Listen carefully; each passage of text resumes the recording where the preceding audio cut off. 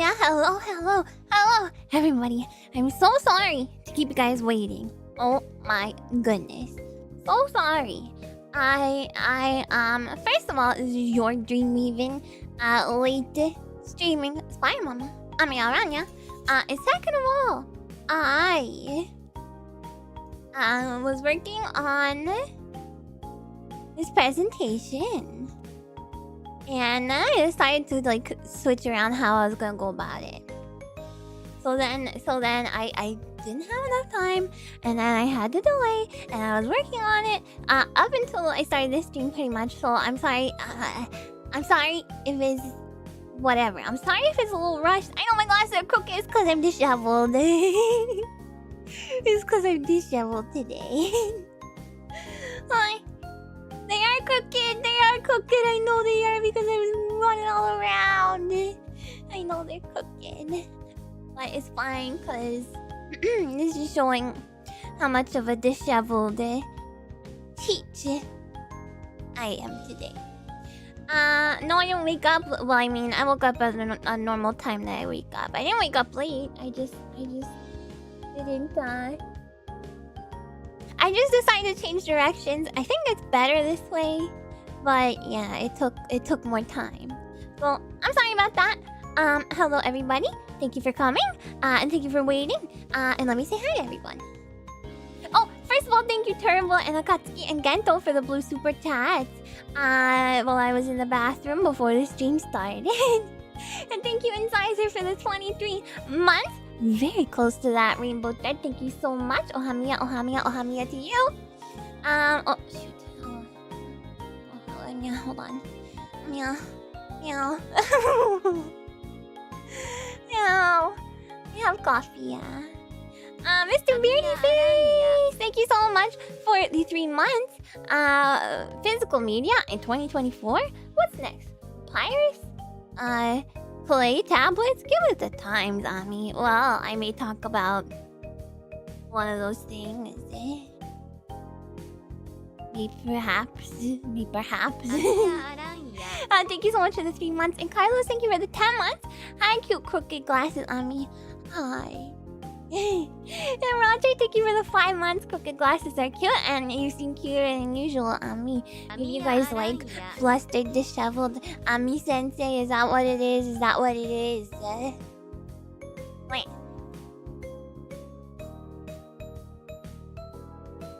I heard my kitty. Zahutsumi, thank you so much for the super chat. I hope we hear about the Telefunken head now. Zahutsumi, you know how this works. Amiya Aranha. You know how this works. Okay, you gotta. First of all, that's a very strange name. Second of all, you gotta tell me before. You gotta. If you want to see something, talk about something, you gotta suggest it. Cause I can't talk about it if I don't know it exists. So you guys send it to the suggestion form, please. So yeah.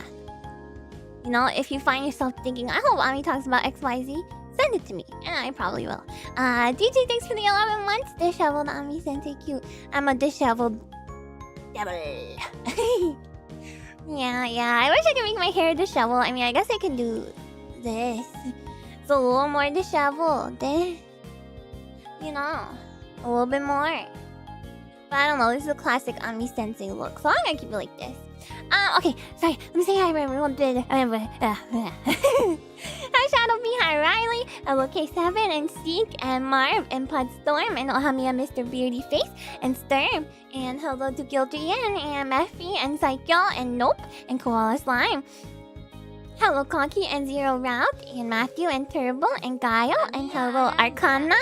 And hello to Bamfi. Hello to Cat Bus. And Scoff and Electronic Pig and hello Kyoko and Hero and Planum and Indecisive and Nisimomo and Gento and hello Everfall and Local Man and Blau and Ruin and hello Noznivor and Akatsuki and hello Jamal, Ohamiya to Matamus and Alderman and Yaruko and John Zero and Railgun and Only May Railgun Kazuriri Masu. John Zero, I just realized, is your picture a tomato? Like a tomato that's cut open. I don't know if I think I like that Well, I'm not a tomato. I'm not a tomato liker. Hello, Dens and Heart and Maxter and Sprite Junkie and Temple Paradox. I'm just kidding though. You can. Is it evil tomato? Okay, well at least you acknowledge that it's evil. Hello, Radical Goose and Kleiner and Cyber Soldier and Cookie and Dan Prime and Omega Optima and Bolero and Hussar and Strongwood Pig and Matt. Hello, DJ. Hello. Gone and Lupus and Inzizer and JD Assassin. Hello, Finite Set and GBMB. Thank you guys again so much for waiting. I'm so sorry. Hello, Rain and Iron Stag and Mr. Front and Phoenix and Damascus and Ohamiya to Dekoma and Riding Soul and JP and Peppermint and Kayla and Reverie and Demon Spawn and hello to Shroob and Yuko and hello to Chris and Meowing Way and Bubon and Hekatom and my little brony like butt. Your butt is grass. Hello, Pitako and Swery and Mimi and Roger and Sora and Viatori and Sneaky Alt and Roketo Kato. And hello to Adrian and Handsome Orc and Absolute Link and Cosmic Spear and Esperize and Zehutsume and Ohamiya to Necrozma and Neojo Shizzle and Yamway and Ariane and hello to sorry for my chair. Batsu and Uncle Red and Unit Lost and hello to Chaos Muffins and oh, you like the glasses? What if they're all crooked? What if they're all crooked? Hi Carlos, hello, peace out and Migraine and Dada and Spicy Cyborg and Alpaca and Benzene and hello to Vanished Aware and Seth Rain. Is Benzene the name of some kind of like cream or am I making that up? Hello Jubber and Pink Dragon and hello to Red Ranger and Menno's Madhouse. Hello Proto Heaven. Hello Smoker Mega Drive and Curtis and yeah, you like them. Battered teacher, look, I'm bad. Both the buckles battered me because I was late. That's what happened. They ambushed me when I got through the door. They were like, hugs right now, and I was like, okay, I give them a hug just like this.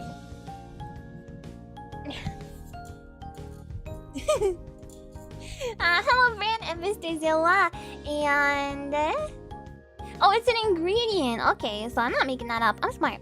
Hello, Jay and Pakanen, and hello to NES Powerhouse and Rosa Kanan and Yoshi Swaggy. Hello to Hyper Epsilon and Bionic Hippo, and Ami Sensei. Buckles, probably. Yeah, probably. I know Fun Zone and Fanology, and I think I got everybody. Hello, you guys. Please don't tell Ami I said that. Don't worry. What happens between Ami Sensei and the Buckles stays between Ami Sensei and the Buckles. Amiya Aranha. Thank God I'm late this evening with Ami. I mean, you'll get in trouble if you're late here, you know. Kyoko, thanks for the 15 months. Delayed disheveled fooder, ma'am. Is also cool. Thank you. Well, Storage Wars. Not unless Storage Wars will not appear unless they like I don't know. I feel like that show is like totally fake, right? But it'd be cool if they found and discovered some ancient unknown form of storage media. But yeah, I feel like that show's like pretty fake. They just put interesting stuff in. VHS or Betamax? I gotta say, I'm a cheapskate, so I gotta go with VHS. It's a little cheaper. Yup. Is that what they say in the show? They go, yup, when they're bidding on something. Hi, Renzuko. Alien storage media, like orbs. That'd be like orbs, you know? That'd be like that'd be the first kind of biological storage media. Although I guess DNA is.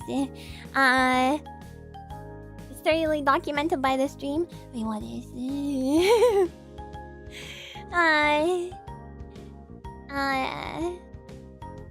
Primitive technology fad of its day. That and what? Pawn Stars. They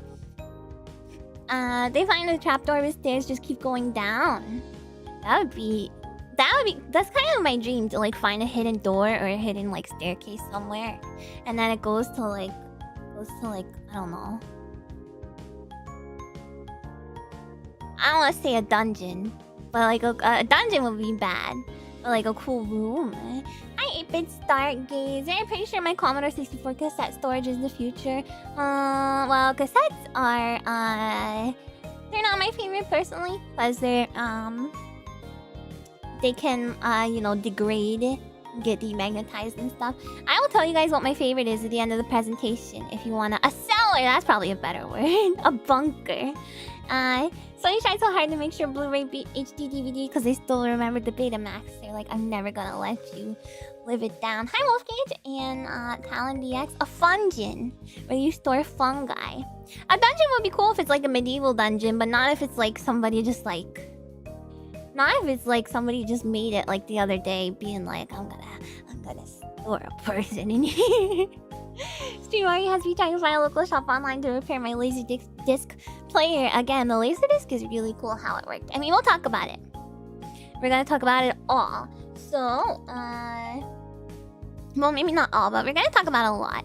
Yeah, I know, that's what I'm saying. It's like, it's fun if it's like a medieval historical storage, but it's not fun unless it's, you know, it's not fun if it's, Laserdisc. Pioneer Laser Active and its game console. I feel like we talked about that during one of my presentations.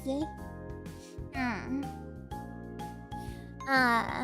yeah, now CDs are making a return. Scum, thanks for the 15 months.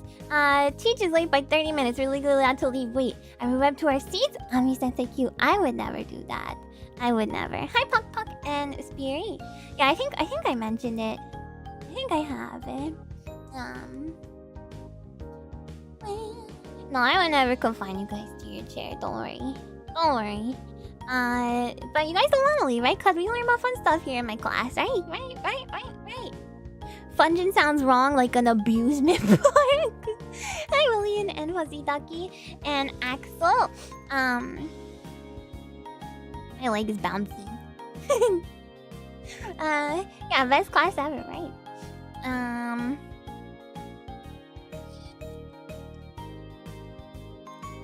Can you still do it for warmth? Well, we got the heat on, guys. We could be okay. So basically, in this presentation here, I'll go over here. Hi, Entropic Alloy. Of course, I'm gonna talk about optical and magnetic media. Of course. I read something recently about new large form disk formats as an alternative to enterprise HDDs. You can store between 200 terabytes and one. What is a peanut butter? What is a peanut butter?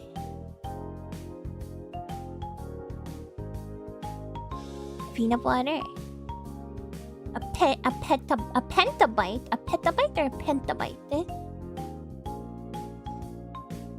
A food? It's 1,000 terabytes. Well, I can gather that, but like, what does it stand for? Peanut butter. Pita. Hi, Riel, and hi, Cross Shame. Cardboard, my beloved, mine too. And hello, Nines. Pita, did you hear about this new form of storage media, Pita? Hi, Rapture Queen. The prefixes are just made up. Well, yeah. I mean, well, I don't know. Maybe it's like Latin or something. It's amount of data that treats animals. Pet. Pita. Petabyte 1 and 15 zeros and bytes. Ah, okay, so it is real. SI prefixes, I see.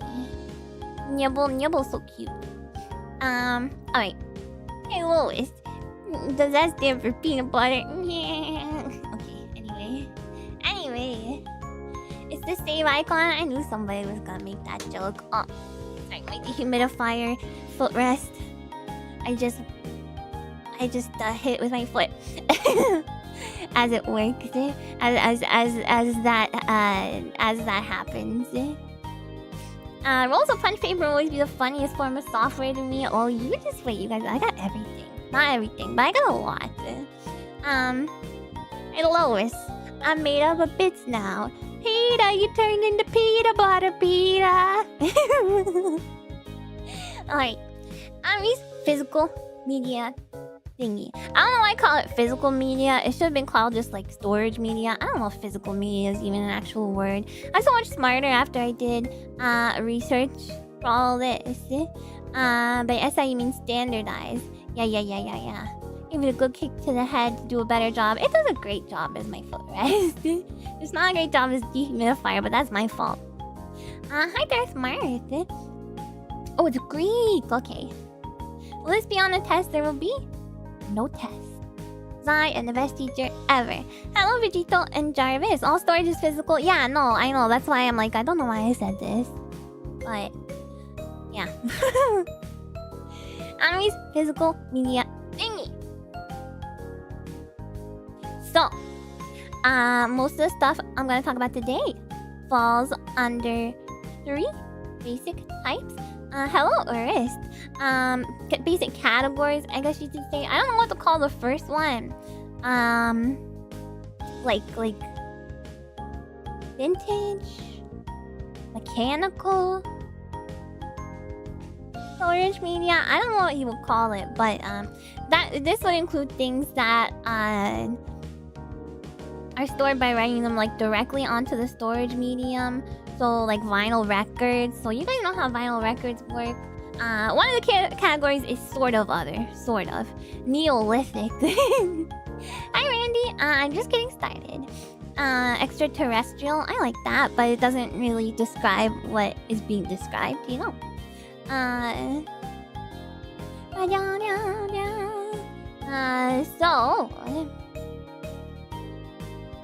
Yeah, vinyl records. So basically how vinyl records work, the song or whatever audio is written onto the vinyl with tons of little grooves. So they use a needle to like write the grooves, which is like writes the vibrations of the sound into the piece of vinyl, right? And then hello that guy in 9.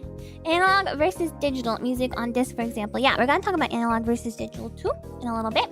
So I think technically, I wasn't sure where to put one of these types of media, and I will tell you guys which one it is. I wasn't quite sure which category it falls under, but we'll get to that.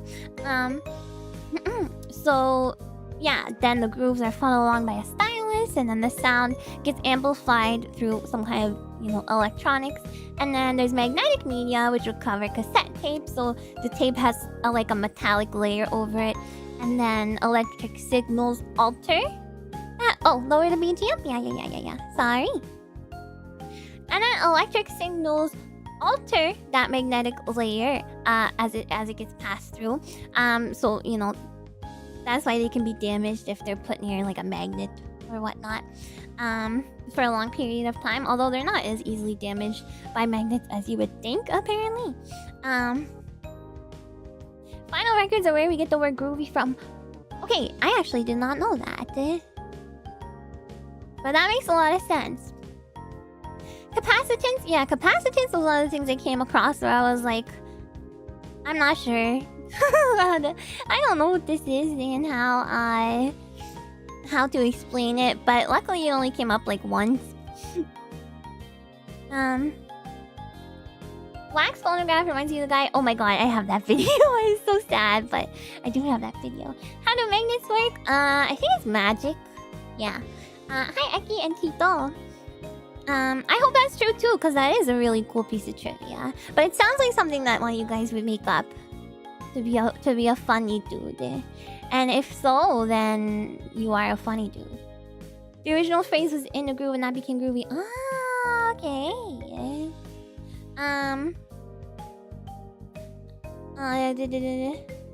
Capacitance is fundamental. There's so much electronics, no drawing tablet or touchscreens without it. Oh, that's okay. That's what it means when they say capacitive touchscreen, right? Like what the DS is. So is that like completing? This is off topic. I guess maybe we can talk about it after. It's like completing a circuit somehow, or not like a circuit necessarily, but We can talk about it after. You guys can try and explain it to me. Hi, Fowls. Magnets, magic, exactly. Hi, Board Clips. Oh, it was resistive. Oh. So it wasn't Well, you guys can try and explain that to me later. Gravity is the fundamental force physicists get most confused by. Yeah, now that is magic. Hello, El Neroko, the most boomer streamer.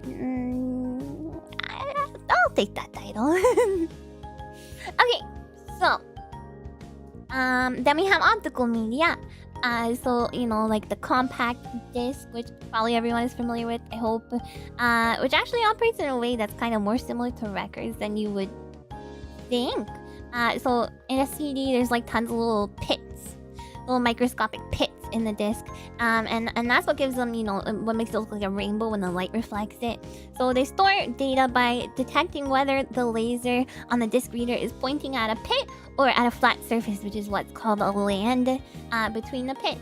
And then that's why when discs get scratched, you sometimes lose some of that data, because what is a scratch? It's a pit in the surface of the disc. Magnets are mined from Earth, therefore they have a little piece of gravity inside them and thus have a force. Well, I think if something comes from Earth and it's like a mineral or whatever, then it can be magic, you know?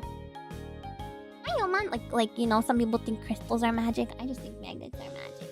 And that's all that I'm gonna say about it. So yeah, and that causes data to no longer be readable. There's all kinds of problems, degradation problems that can come with discs, which we're gonna talk about too, in a little bit. But first, I want to talk about what is vintage media, or I guess just media that is mechanical is probably a better way to put it. Hi Yo-Yo. UMDs in the thumbnail, yes. Don't talk about UMDs. There's not that much to say about them, but it's pretty interesting that how kind of widespread they are.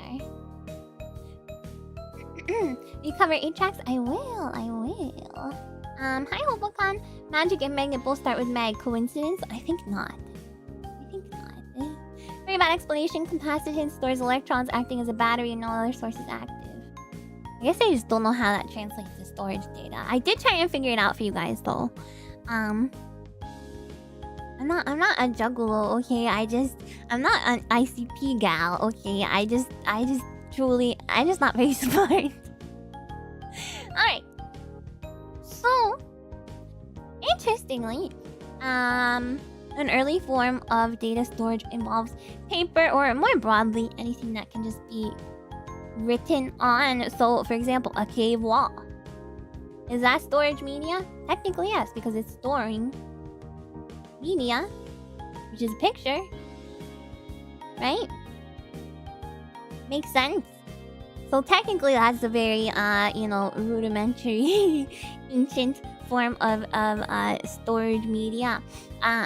So the writing, there's illustration, there is music notation, and all early ways, probably the earliest ways to store media. And it's often not thought of that way because it's so far removed from like the digital nature of what we're used to thinking of as storage media today, even though it's still widely used. Like people still write stuff and people still use music notation, and then we have the Scantron. The reason the ICP quote became a meme is because nobody understands magnets. Exactly. Yeah, no, I told you guys I approach this one in a different way. Can you play Doom on a cave wall? Okay. Based on my studies, here's how you could play Doom on a cave wall, based on my studies from today. You would convert Doom into audio data somehow. I'm not sure how, but we're gonna talk about, you know, programs, software being stored as audio data later. Then you would get something that can write a groove into the cave wall as that audio data is playing, so it vibrates the needle or whatever is writing into the cave wall, so then it goes and skips along and writes that audio data. Then you need something to read that data. and record that back to audio. And then you need to convert that audio signal into something that can be read by, like a Commodore 64 example, which takes tapes. So you could theoretically, I don't know, and someone smarter than me can explain whether this would actually work. But you could theoretically put Doom into audio, put audio onto cave wall via grooves, play back audio, record audio, then use that in like whatever kind of computer. Yeah, it's very convoluted, but I think it could work. It seems legit.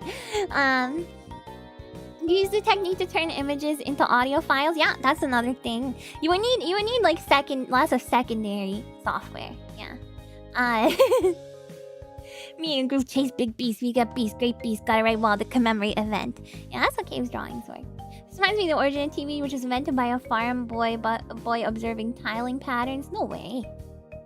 Is that true? You guys are gonna say all kinds of smart stuff to me, and I'm gonna think you're lying because it sounds so outlandish. A guy simulating a universe with just a lot of rocks and infinite time. I don't know if I understand that. Laser reading the grooves of the cable and having a PC translate to bits. Yeah, exactly. So anyway, the Scantron. That's where it was. I'm sure most of us, or maybe they phased it out. Maybe the Zoomers don't know what a Scantron is. Can any Zoomers in chat let me know if you have taken a Scantron test? You have to have, right? It's like so ingrained in like standardized testing in like the US, I feel like. But maybe that's all done online now. I don't know. Oh, John Smith. You're staring out who the Zoomer is. Well, no, it's not. No. I'm just wondering. No idea what a Scantron is. Hi, Cabooses and Looney and Mr. Cornface. You have not, but you didn't go to school in the US. Okay. Well, I'll just explain it. A Scantron is paper. They make you fill in these little circles really, really precisely, right? And then I on the one hand would get I for one would get very, very anal about filling out those circles to make sure that the computer or whatever read my test correctly. And this is because the test sheets, when they're scanned, the scanner sees where the dark marks are on the sheet of paper. Hi, Person Guy and Fantage. On a piece of paper, and it's able to tell which of the 4 or 5 options are chosen, right? And then that brings us to punch cards and punch tape. 2 things that kind of mark a turn in how data gets stored and what kind of data gets stored. And that looks like this. Wow. Paper. And sometimes not paper, sometimes plastic film. Hello, Peter. Falling into panic when the sweat from your brow falls onto your Scantron as much as 2 experiences. I guess you just gotta get a new sheet at that point. You know. So, both of these work in very similar ways. The card and the tape work in really similar ways when it comes to processing data and inputting, computer programs. And actually, not only just for computers, but punch cards were used as early as. Does anyone want to guess? This one is the old one. You know, does anyone want this one and this one as well? Does anyone want to guess when they would have been used? Oh, and this one too, but not as old as these.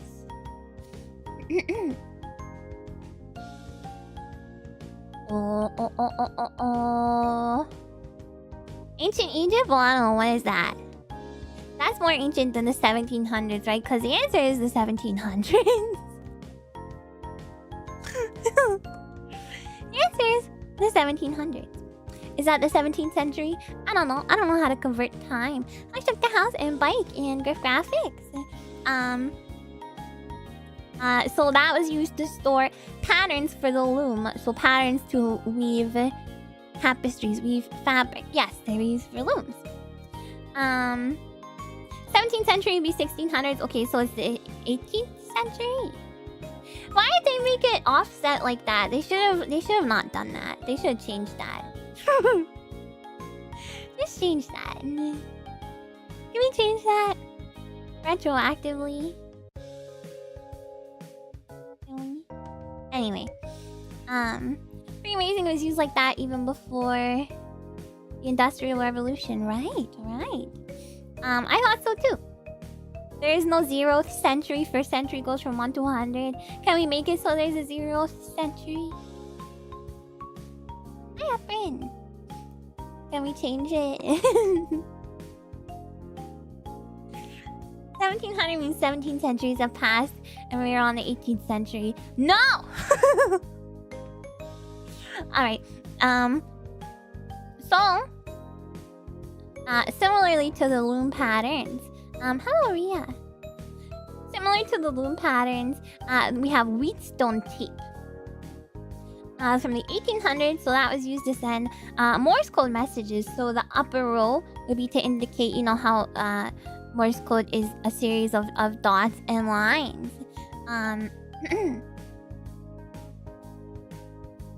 Okay, guys, don't think I'm stupid, okay? I just have very selective knowledge about very select things. There's no year 0. The movie, what is it called? The Jack Black and Christopher Mintz-Plasse movie. No, wait, is that called Year 1? Oh no. Is that called Year 1? Oh, all my... Oh! It all makes sense now.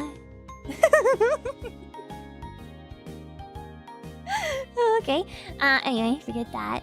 Not ants. It's not ants. So, wheatstone tape. The top row was used to indicate dots, and then the lower row was for dashes, and then the center row of smaller dots was just used to feed the tape through a keyer, and then that keyer would detect whether there was a hole or not. Hello, Cloudy and SQ1. Remember when Jack Black used a punch card to do shrooms with Bigfoot? I don't think that happened. I remember the Bigfoot part from the Tenacious D movie. I don't remember the punch card bit. Similarly, even similarly similar. Synapse, thank you so much for the heart super chat. Thank you. Similarly similar. This one is for what is it? Lace. Embroidery. Embroidered lace patterns. So this was used to store lace making patterns, with I guess the holes would be where you would put a stitch. I'm not super sure how it worked, but yes, question. Yes. Yeah, it's really neat seeing how this stuff kind of boils down to binary. Right. Right, so that brings us to, speaking of that, it brings us to what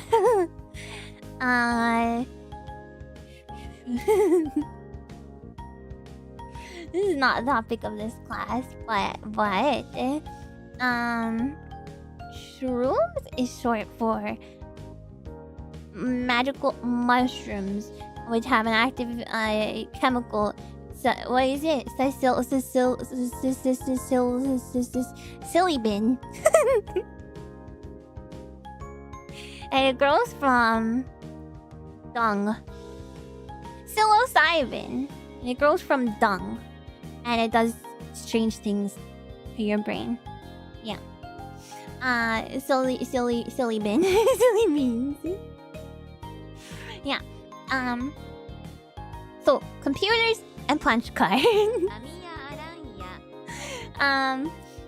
The punch cards would work as follows. The card, or if they wanted to store longer strings of data, you could use tape instead, but the cards came first, as far as I know.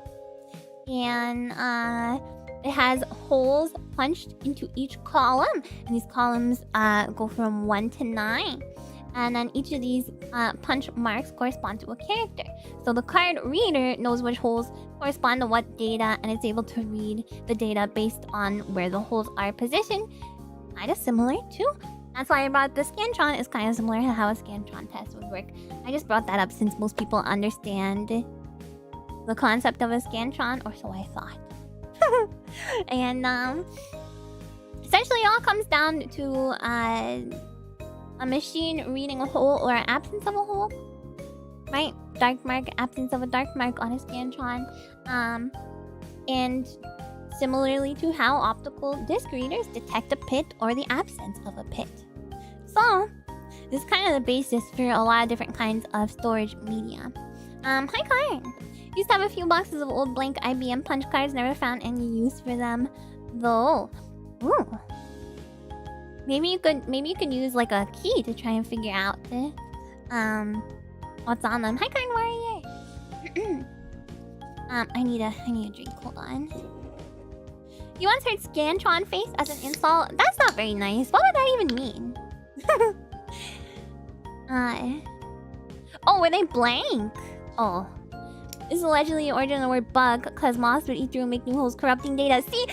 That sounds so like it could be true. That sounds so like it could be true, but I have no idea if that's true or something you made up. That's very funny if you made that up. I gave a star. Face full of holes, full of acne. Oh, that's mean. Oh. That's so mean. You've heard that too? That sounds like one of those things that could be like an old wives' tale. What? That's so cool.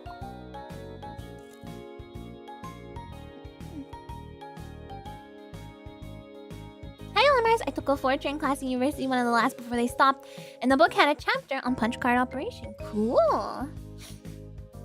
It's legit. From what I heard, the origin is because of a literal bug got caught in one of the tubes. Ah. I'm gonna choose to believe it. Hi, Bluebird.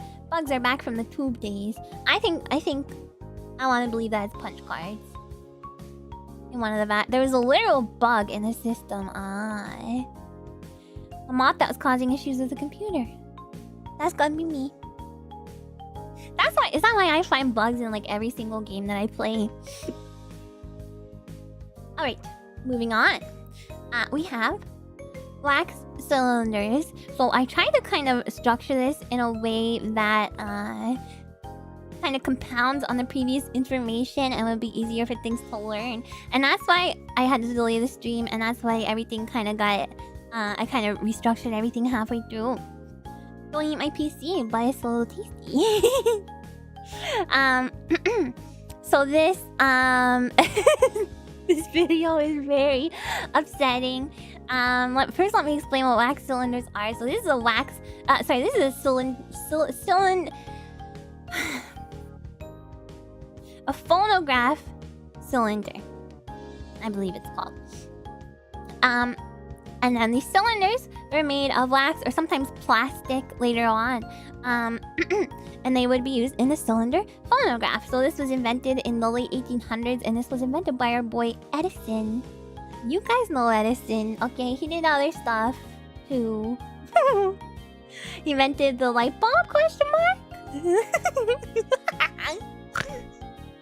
Shout out to Thomas Edison. Why are you angry at Edison? Stop. He invented, yeah. My mom's got wax recording of great grandmas on the piano. Oh, that's so sweet. Alternating current, direct current. Is that? I thought that was okay. Anyway, I'm gonna stop before I say something dumber than I've already said. Hi, Q50. The elephant. What happened with the elephant? He invented a phone that could talk to ghosts, or at least I think he wanted to. Or at least he thought it talked to ghosts. It's a triggering topic, I'm sorry. Yeah, you can use a phonograph to record as well by just like singing into the tube. And I actually have a video of that. Or putting noise into the tube. He did a bad thing to an elephant to show off his... No!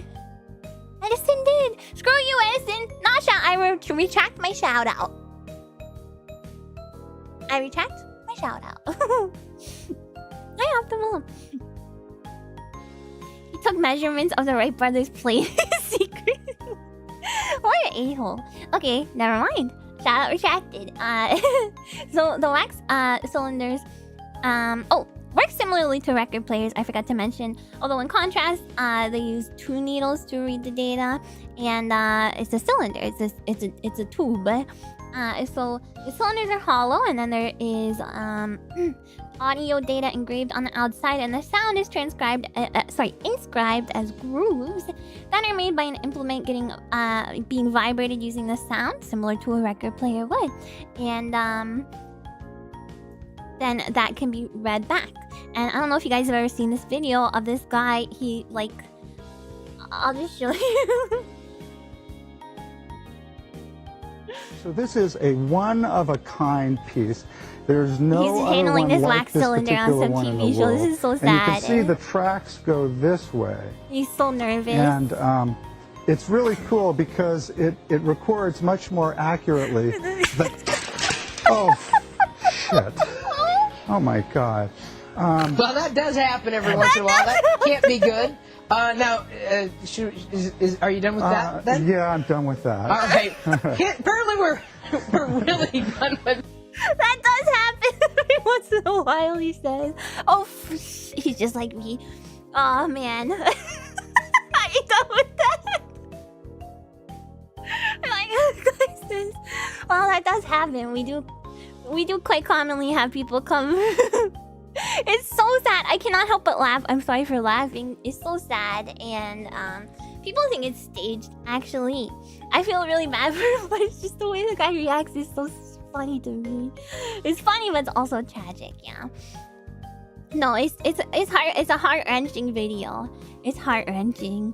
Hello, Carpe Diem. This video does psychic damage. Yeah. So that was a wax cylinder. Oh. He's the best actor who've ever lived. Yeah, that would be. I mean, I'm just gonna hope it's staged from my heart, my little heart. Anyway, that is. If you guys have ever seen that video and wonder what the heck was he holding, like what did he break? That's what it was. It was a wax cylinder. Okay, so. I'm sorry for laughing. This is, it's one of those things where it's like the situation is not comical, but the reaction to it is. And I'm sorry, I laugh. It is not appropriate to laugh at. I'm sorry. It makes me sad. It's very sad. Hi, Nightmare Soft. You guys hate me for laughing at it. Yay.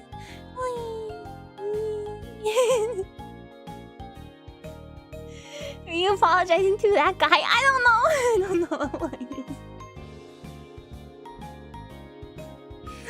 No. Don't hate me, okay? Just like the grave stomping lady. Yeah. Alright. Okay, thank you guys. Sorry. Okay, so I found this really great video. I feel bad for that guy if he's in chat right now. Oh, dude, if you're in chat, I will pay to replace your priceless one-of-a-kind. Well, you can't replace. Oh no, I'm making things worse. Can't replace it with one-of-a-kind. Aww. I need to. Can someone give me the shovel, please? Anyway, here is a neat video of a dude recording onto a wax cylinder, so we can see how that would work. See, Rocket. He's old enough to be a buckle. Oh please, that video's old to begin with. You tune no wholesome media presentation, think you're emotionally safe, but then you see your own film. Or more, maybe he like saw the title and you put the shovel long enough. Hi, Leon. Maybe he saw the title and he was like, oh god, I hope that video is not here. You know? Anyway, let's watch this video, shall we? We do need that Ami shovel emote sooner rather than later.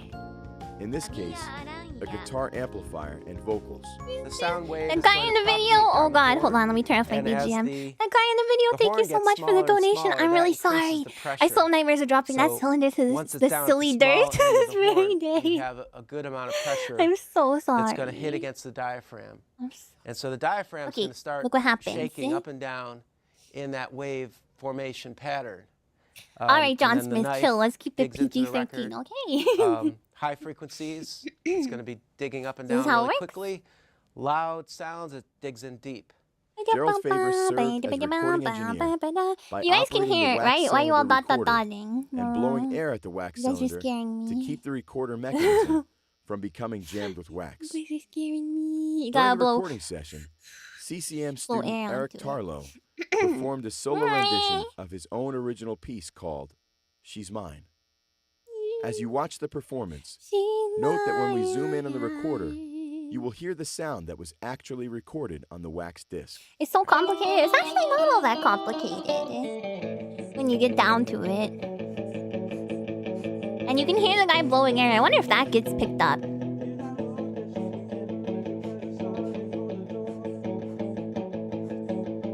Mr. Bones.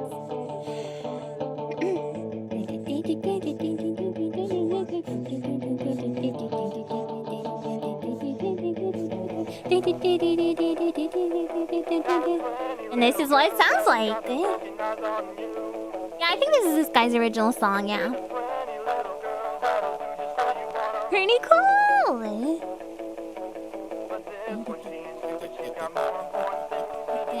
Mr. Bones does not do it with a massive horn. He plays guitar. He plays the guitar.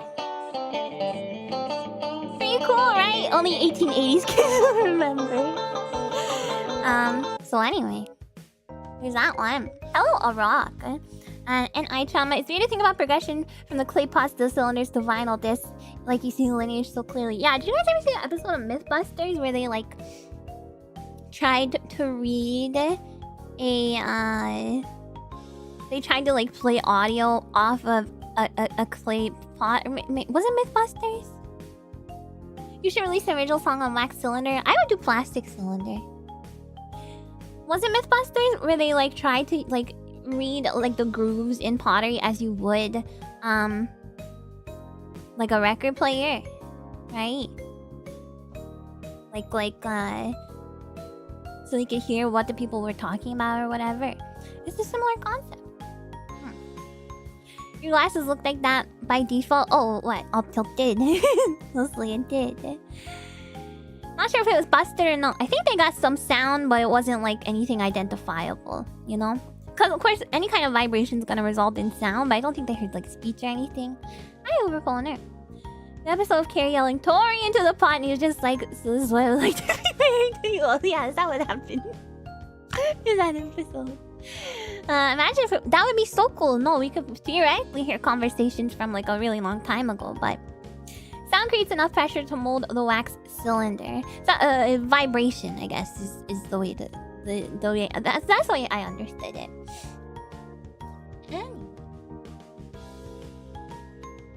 Alright, so moving on,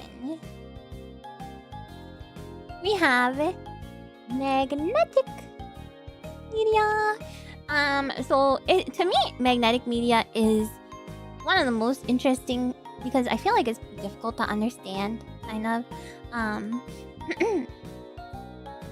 So essentially, it involves electrical currents that pass through a wire, or passes through something, and then that creates a magnetic field around that wire or that something, right? It's very attractive. Wow. Yeah. Now this is just magic, but So when tape, for example, is recorded, the amount of electricity in the electromagnet is changed as the tape runs past it, and that alters the tape and records the data. Right? Does that make sense? Does that make sense? It made sense to me, so I tried to explain it in a way that would make sense to you guys too. So, magnetic media. Speaking of which, we got all kinds of freaking floppy disks. And there's and then you know, some of the floppy disks are not so floppy. Interestingly enough, I was always terrified as a kid that a stray magnet would destroy your floppy disks. Yeah, that is one of those things, like, you're not supposed to put a magnet up to your hard drive or your floppy. Save icons. I just had to say, younger people are probably more familiar with floppies as the save icon on your word processor, or I just learned about this. People living in Japan, when they had to submit certain data to the government, until literally January of this year, the only way to do that for some pieces of data was to submit it by a floppy. They just phased that out like 2 months ago. Yeah. Do I remember using a floppy? Of course I remember using a floppy disk. And I remember panicking once because I wasn't super basically I brought a floppy disk to like a classmate's house or whatever to like do some assignment, and then left it. It was in the drive when we reset the computer, and then the computer wouldn't turn on. And I called my dad freaking out because I was like, I think I broke this person's computer somehow. And I guess it was trying to like boot the PC with data from the floppy disk, you know. So that's a little piece of trivia for you. Yeah, I was trying to boot to the disk, and it was not. There was not the correct information on it, or it was not big enough. Or remember pulling the metal slide on the floppy disk and pretending it was a gun? Yeah, I don't like the feel of it though. It's like sharp. Hello mobile. I remember floppy disk is a save icon for GTA San Andreas. Really, they use a floppy disk icon in that game. Our nuclear missile silos in Montana are similarly outdated. No, lots of things, especially governmental things, are like outdated in that way. Government, healthcare, and you know, in Japan, like we always discuss frequently, they still use fax machines pretty widely. Widely, not wildly. They might use them wildly. Hi, Romanticor. My sociology teacher had the same problem once. I had to decide if I should help him or let class get canceled. You made the right choice, right? Right? You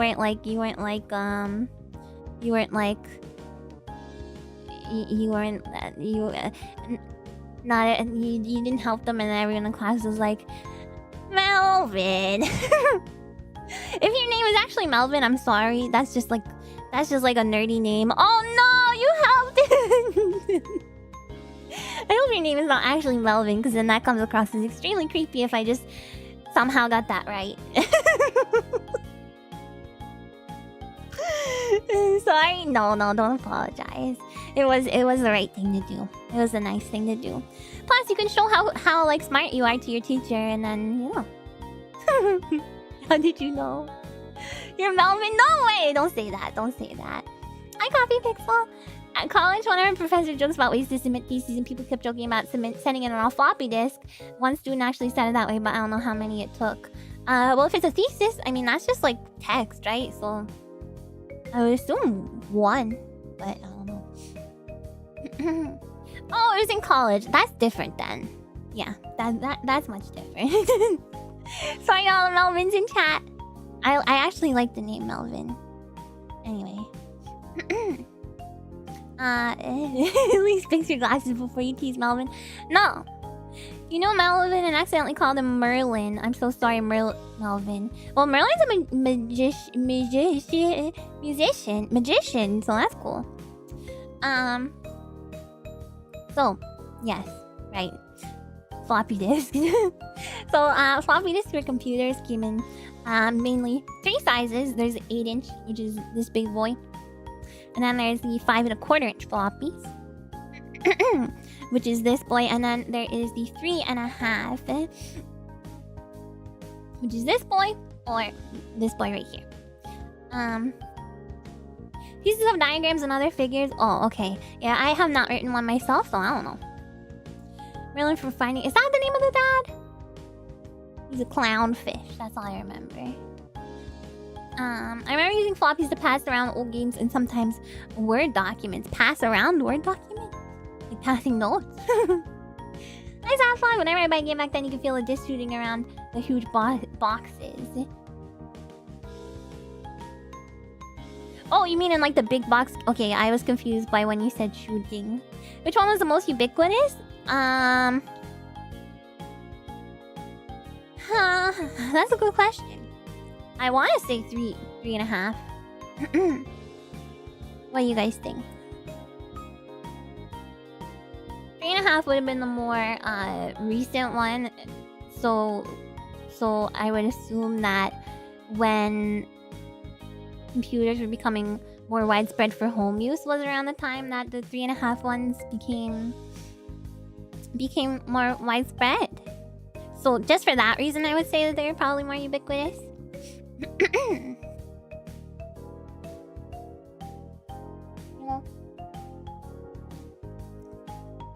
Yeah, because in the 90s, more people were getting home computers.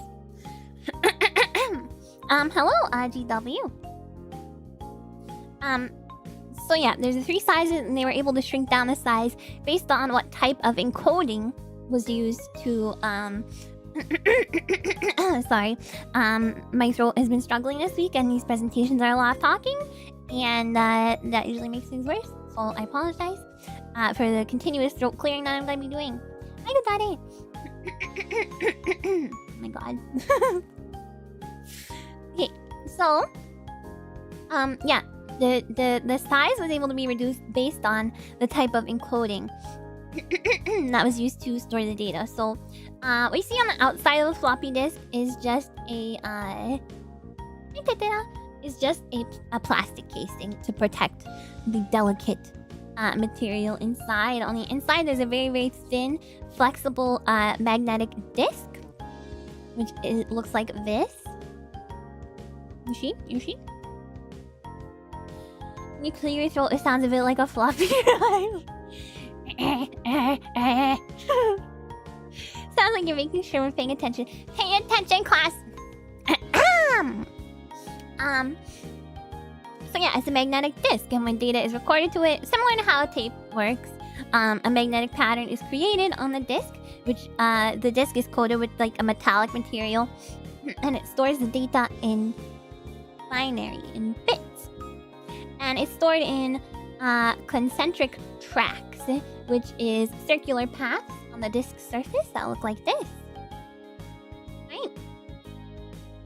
And then when the data is read or written, the head moves over the surface of the disk and can read the magnetic alterations that are on the film inside of it. And that information is processed by your CPU.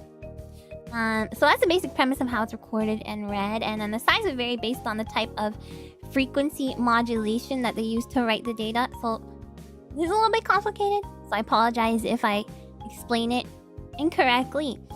But the larger discs use frequency modulation, regular frequency modulation. So hopefully I explain it okay. You guys can yell at me if I don't. So record data with evenly spaced gaps between these circles. And then, so because it had to have these evenly spaced gaps, it would take up more space on the disk, and thus it would require a bigger disk. And it needed to be this way so that the reader could detect the transition between bits. If they were too close together, it could create some issues. So they needed to detect, you know, when a 0 becomes a 1, for example. The drive actually read what's essentially an analog waveform. If you use something like Gyroflex, you can see it. Is that like Gyroflex? Is that like soldering stuff? Floppies are really cool. They are really cool. And then there is a modified version of this, which is simply called modified frequency modulation. So what happens in that is the circles are more condensed. So it does things like reduces long strings of repeated bits along with some other things that I don't really understand well. But essentially it allows them to be stored closer together. That allows these lines to be stored closer together so more data can be fit more compactly. Flux detected? I don't know. Oh, it's a special box that can read floppies at low level. Interesting. I don't know why I thought it was soldering stuff. I guess flux. Just flux is the soldering stuff. I have a vague understanding of this stuff, so I feel like I'm not really learning here with real research. Did you write down the stuff you didn't understand? No, because I don't really want to like attempt to explain things I don't understand. I feel like that's bad practice, you know. But I probably should have, so that I can ask you guys about it. Basically, what I don't understand about this is how the data can become closer together. If the problem was reading, I guess maybe the read head is like smaller. I don't know. Tech insists on how to make holes smaller, more holes, more data, but have the tech to read them better.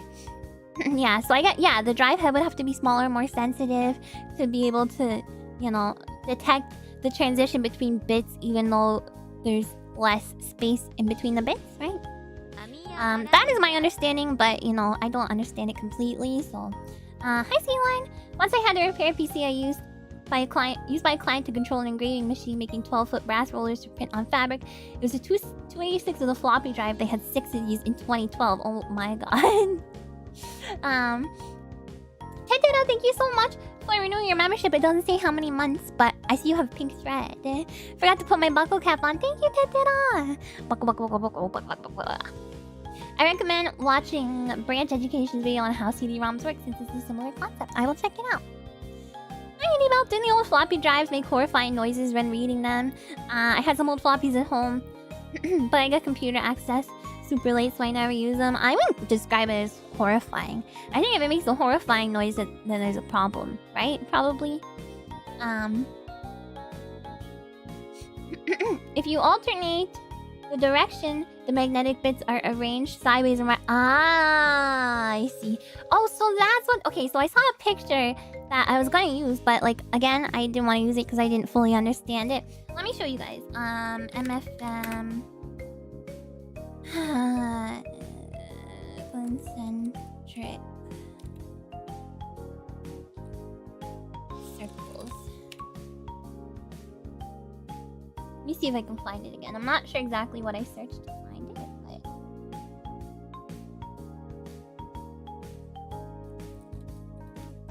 The OG dial-up noise is kind of horrifying. Well, that is, but that's not... That has nothing to do with a floppy drive, right? I love the Floppatron. If your floppy drive starts doing the Doom music, run. No, I mean somebody hacked you. Somebody hacked your floppies. That's a joke, by the way. I know that's not a thing that can happen. Hi, Nostromo and Cordial.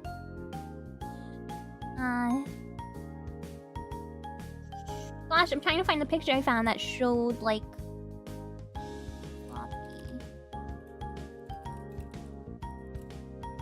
that kind of showed how things were arranged, and I'm not able to find it. Shoot!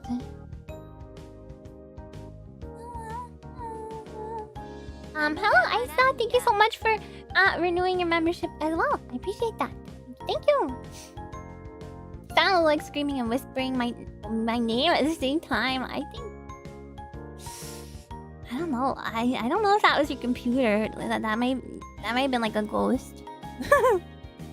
I remember some games use those horrible sounds to score the music, like Prince of Persia. Wait, are you talking about like PC speaker music?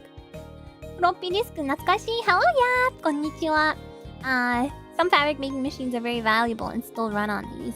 Yeah, someone mentioned that earlier, that they had to work on someone's machine that was used for fabric or embroidery, and it ran on floppy disks. Well, I cannot find the graphic, sadly. But anyway, that's the basic idea. These were of course used for video games, including the Quick Disc. And the Quick Disc was used by Nintendo for the Famicom Disc system to store games. And as far as I can tell, the main difference between a regular floppy disk and a Quick Disc was that instead of concentric circles, which is like, you know, like a tree's rings, the data was stored in spirals, you know. The materials made different layers of very small magnetized rooms, and the reader writer just uses electric signals to check or change the state of the room. Right, I understand that. I'm just not sure how it allows it to be closer together. But I guess it's just a more sensitive read head. Yes, question. Hello, Mega D. Specific indications for the eye and the Nintendo on those discs, was there copy protection? Yes, I talked about that in... Yeah, I use a spiral energy, just like Gurren Lagann. I talked about that in my old DRM methods cardboard presentation. So the Famicom disc system would detect whether the I and the N were indented in, and that was supposed to be an anti-piracy measure, but there were ways around it. Japan had a thing for spiral disc data because spirals are cool. Spirals are cool. Do I have any floppy disks? I don't. I mean, I probably have some lying around with just like whatever on it, just like I have a bunch of like thumb drives lying around. But I don't have any. I certainly don't have a floppy disk reader. I'll tell you what. And I don't have any that I don't have any like games on them or anything like that. Would you bite down? I would bite down on it, sure. If it had nothing important on it. Should you get one encased in acrylic? I see some people make them in the coasters, which is kind of I don't know. Like it just looks like a floppy disk. Like it just looks like you're using garbage for a coaster. Sorry if anyone uses a floppy disk coasters, but I personally don't get it. So they defeated the copy protection back then, anyways. Yeah, they were able to defeat it anyway. They wouldn't write Nintendo, but they would write like Bintendo and just have the same letters indented. You guys can watch my other presentation if you're interested. Yeah, you have a busted PC drive, CD drive, you mean, and a working USB floppy reader. Yeah, I should get a USB one, honestly. Getting external floppy disk drive could be cool for games. Yeah, no, that's what I'm thinking. I should just put them on floppies just for the experience. Where was I? Yes, stored in spirals. So that was the quick disc or the Famicom disk system discs. That would have been the difference between the two, as far as I understand. I think the Famicom disk system ones were able to store slightly less stuff. Because my guess on that would be that the tracks on it were further apart.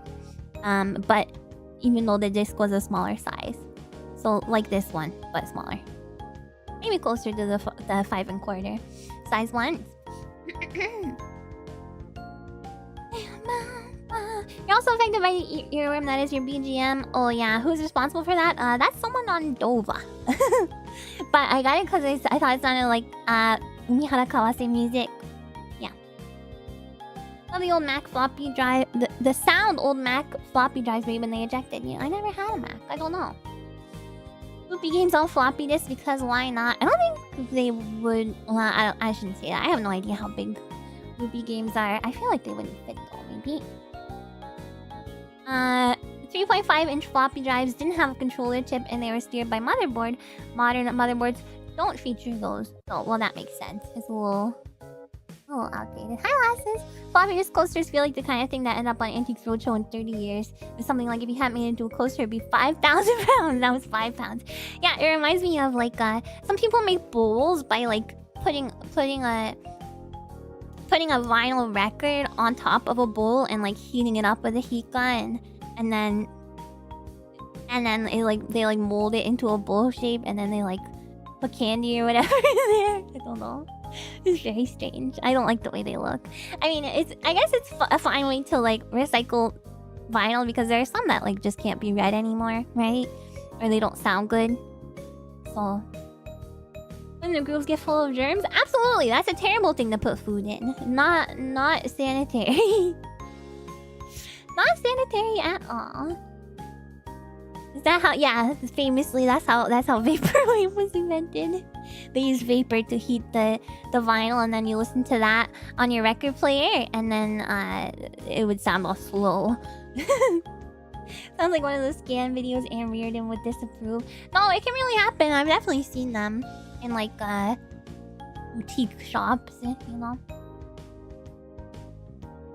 there's also, in terms of floppies, there's also the zip disk, which is a disk made by Omega, and it was able to store more data, a lot more data, than your standard floppy disk for a few reasons. One of which was that there's a higher quality material used to do the magnetic coating on the inner disk. And then the read-write head, again, is much smaller and much more precise in its movements than typical floppies, which obviously means, although I think it's the same size as a 3.5-inch floppy, it cannot be put in the same floppy drive. Not compatible. No relation to WinZip. Hi, Jed and Jellyhead. And yes, they were notorious for failing. Disk failures for this were very, very common. And it came around the time that CDs were being popularized and used a lot anyway, which was preferable to people. It was cheaper too, because they didn't use this like special material to coat the disc.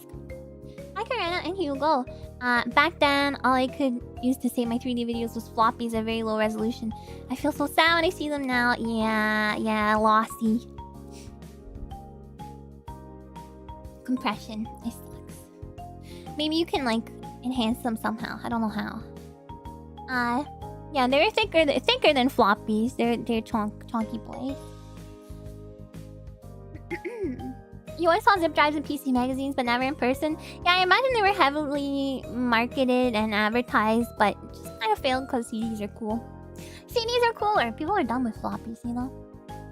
There's a later variant that stored 250 megabytes, and coincidentally, iron is susceptible to dying, but it was too late.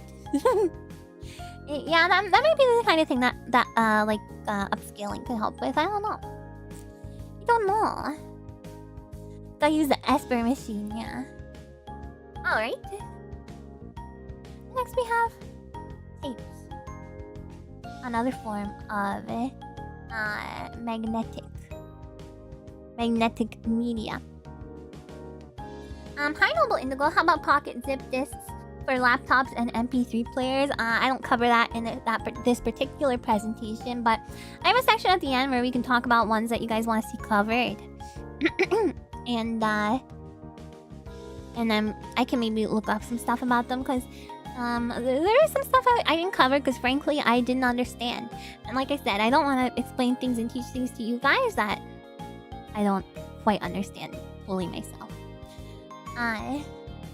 Some games came on cassettes. Yes, I'm going to talk about that closer to the end. Tapes. I used to have to carry bags of backup tapes around to store them in the safe. Tapes in a safe? Why? So, we discussed how data is recorded and stored magnetically. So, let's take a look at some of the common types of tapes that existed, which is also a a way of storing information using magnetics. Hi Cabooses, your finger got sore rewinding tapes when you're done listening. Wait, did you put your like pinky finger in? You gotta use like a pencil or something, dude. Hi number name. You don't know why you have a box of 8 tracks. 8 tracks are one of those things that like look really cool. Yeah, I guess you never heard of a pencil. Tape getting pulled out and tangled inside the player was the worst thing ever. That did happen. 8 tracks are one of those things that look cool, and there's some advantages to them, but cassette tapes beat them out for a couple of reasons. So, the 8-track cartridge, let's talk about that first. This is an early one. It was introduced in the 60s at around the same time as the Philips cassette tape. I think it was a year later. I think the cassette tape was 63, and then the 8-track was 64. The older lady cried. Well, I mean, you know, that's how you're supposed to rewind cassettes. People know that, right? Even people who don't use cassettes, didn't use cassettes, know that, right? Is that like a forbidden piece of information, like knowing that like what the yellow pages are?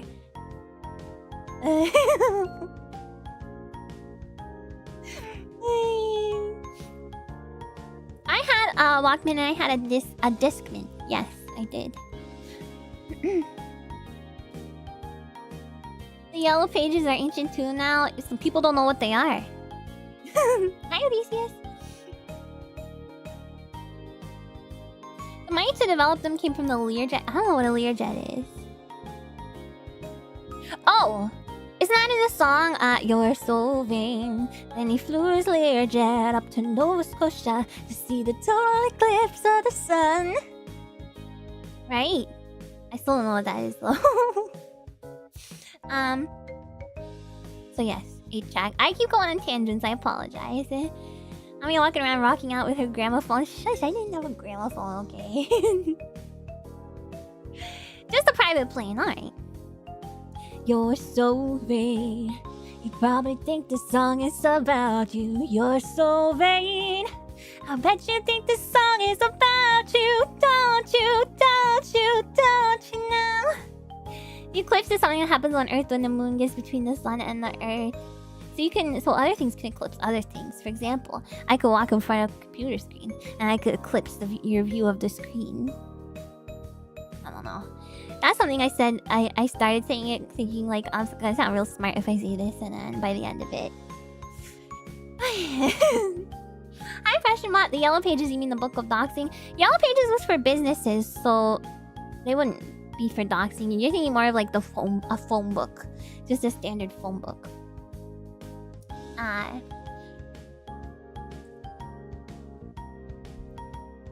So released around the same time as the Philips invented cassette tape.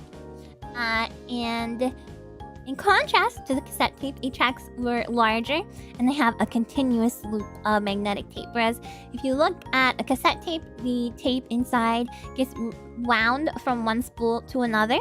And in 8-tracks, there is 8 tracks, as the title suggests, but rather than being like 8 tracks of music, it's 4 stereo pairs. So you can have stereo audio. And then they would each play a different part of the recording. And although they had more tracks than cassettes, the downside was they had more audio issues.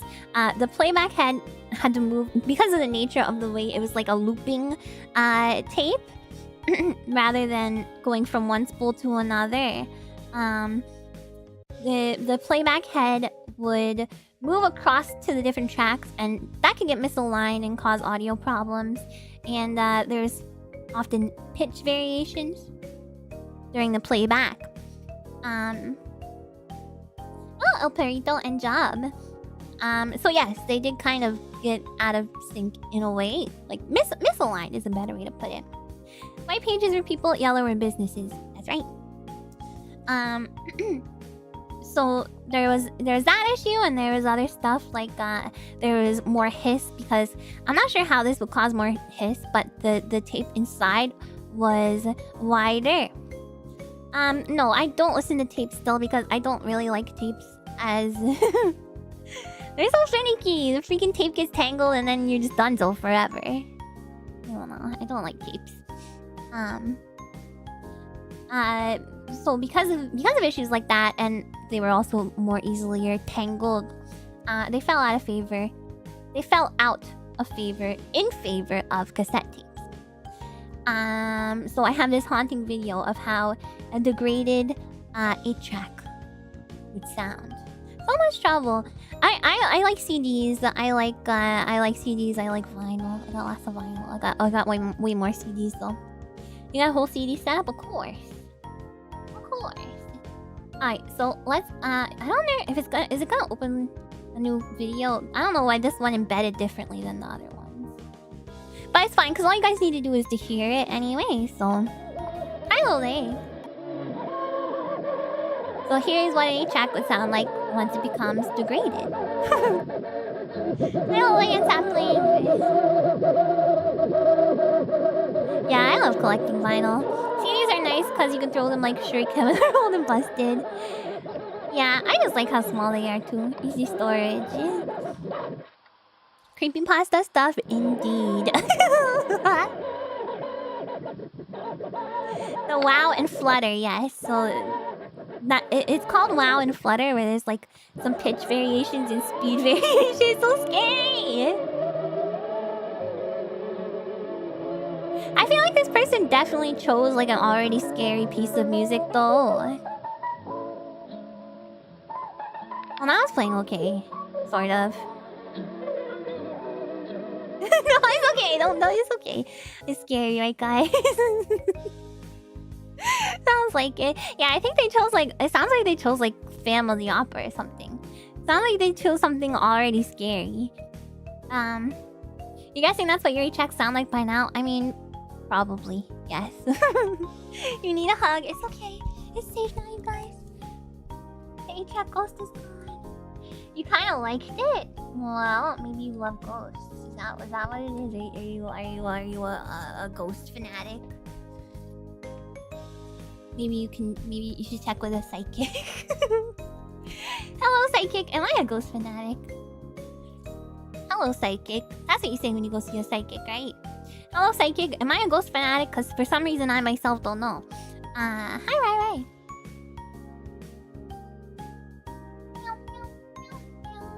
Alright. So, spooky. No, a ghost fanatic. You're not a ghost. You're one of them ghost phones. Sound like really overdone vinyl scratching. It sounded haunting. There are also lossy copies, so after too many copies, they just sound bad and degraded. Yeah. So cassette tapes were, although the initial sound quality was worse, they were less prone to degrading in this way, and they are cheaper as well. You guys are not ghosts. You guys are buckles, okay? And I will hear nothing of the contrary. Psychic, I think you should see a psychiatrist. Nah, a psychic would not say that, I think. I'm a poltergeist, so I can knock over your bubbly cans. Joke's on you. I only have off-brand cream soda flavored carbonated water right now. So, we have also a little something called just one and then one empty can. One that I'm drinking out of and one empty can. There's also the Omega Ditto. So, as it turns out, tapes were not strictly limited to audio and video. And in fact, the Omega Ditto, which is pictured here, is a tape drive that's used for data backup for PCs in the 90s. And these could store anywhere from initially 250 megabytes to 10 gigabytes of compressed data. Why is there a timer? Go away. Of compressed data. And then the drive itself used the floppy drive channel on your PC. And the data was encoded the same way as it was on floppies with modified frequency modulation in this case. 古いレコード持ってますか？古いレコードいくつも持ってます。I'm looking at my record. YMO とかスター・ウォーズのOST とか持ってます。They asked if I own old records. I have some YMO. I have like Mike Oldfield. I have like Star Wars soundtrack stuff. Hello, Ross Stanley. Star Wars. YMO's awesome, yeah. I love it. Hey, backups are still a thing today. They have gone up to 18 terabytes in size. Holy frick. Yeah, I love Mike Oldfield and YMO. Yeah. Linear tape open is the current data backup tape tech and IT. Well, there you go. Tapes are pretty epic, as it turns out. But we have also Betamax. So, most people are probably familiar with VHS, which would be played in a VCR. Betamax, in contrast, was magnetic tape used to store video. So it was very, very similar to the much more common VHS, and they were slightly smaller than VHS, and they used the same method of, it's called helical scan. Hello, Sai. No, it's not like IMAX, it's home video format. So I hope I'm explaining this correctly. It's a little bit over my head, but videotapes need to store a lot of information, right? Because it needs to store video and it needs to store audio as well. Yes, so Betamax was superior to VHS, but the reason it won out was because it was used for... The reason VHS went out was because it was used for certain types of videos. You know, that were very... is very widespread for those certain types of videos, the adult film market.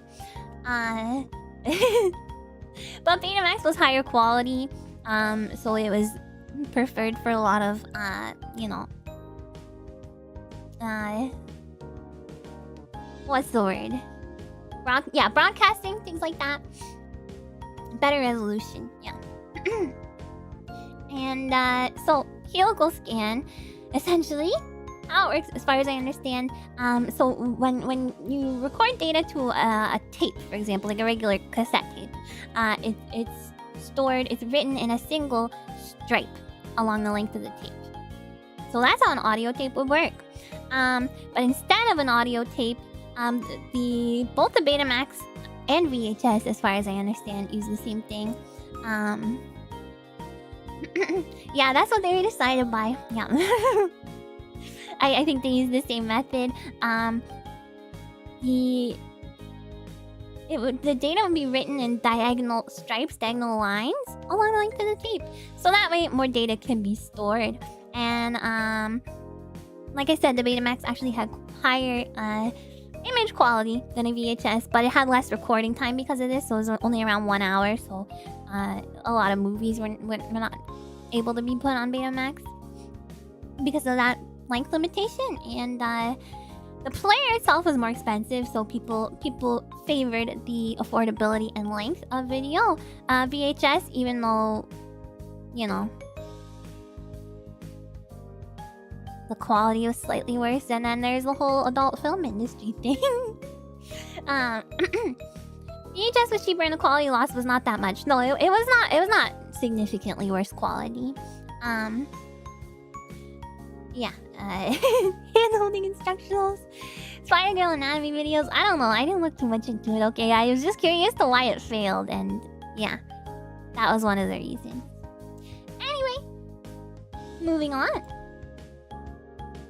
It's a very interesting one. I don't have much about it, because it was not that widespread, and no, when I was younger, I used my VCR to death as well. I would watch movies back to back to back to back to back. If you compare the Betamax and VHS mechanisms, there are some similarities, but beta players have to pull out a much longer amount of tape into the machine, making it more prone to snags, yes. But they're read in the same way. It's like a tilted cylinder kind of thing. Yeah, I watched, what did I watch a lot of? There's a lot of them. I watched It's a lot. I watched, Matilda a lot.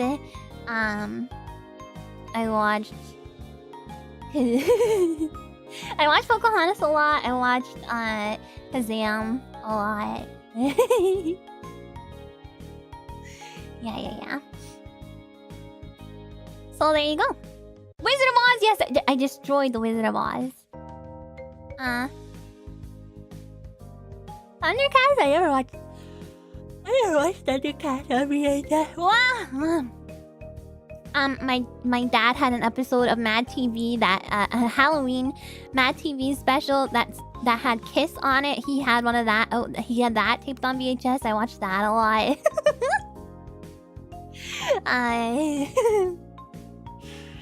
What else? We had the what is it called? The light gun tapes. We had the tapes for the light gun game, light gun game that used tapes. What is it called? Victor. Used to watch Ghostbusters over and over, but I never wore it out. Mine never wore out either. Lion King and the American Tail movies were probably most watched for you. Oh, I watched Lion King a lot too. It might have been Action Max, yeah. And then I would watch this haunted house one despite not having the actual like gun or anything to use. I would just watch the tape.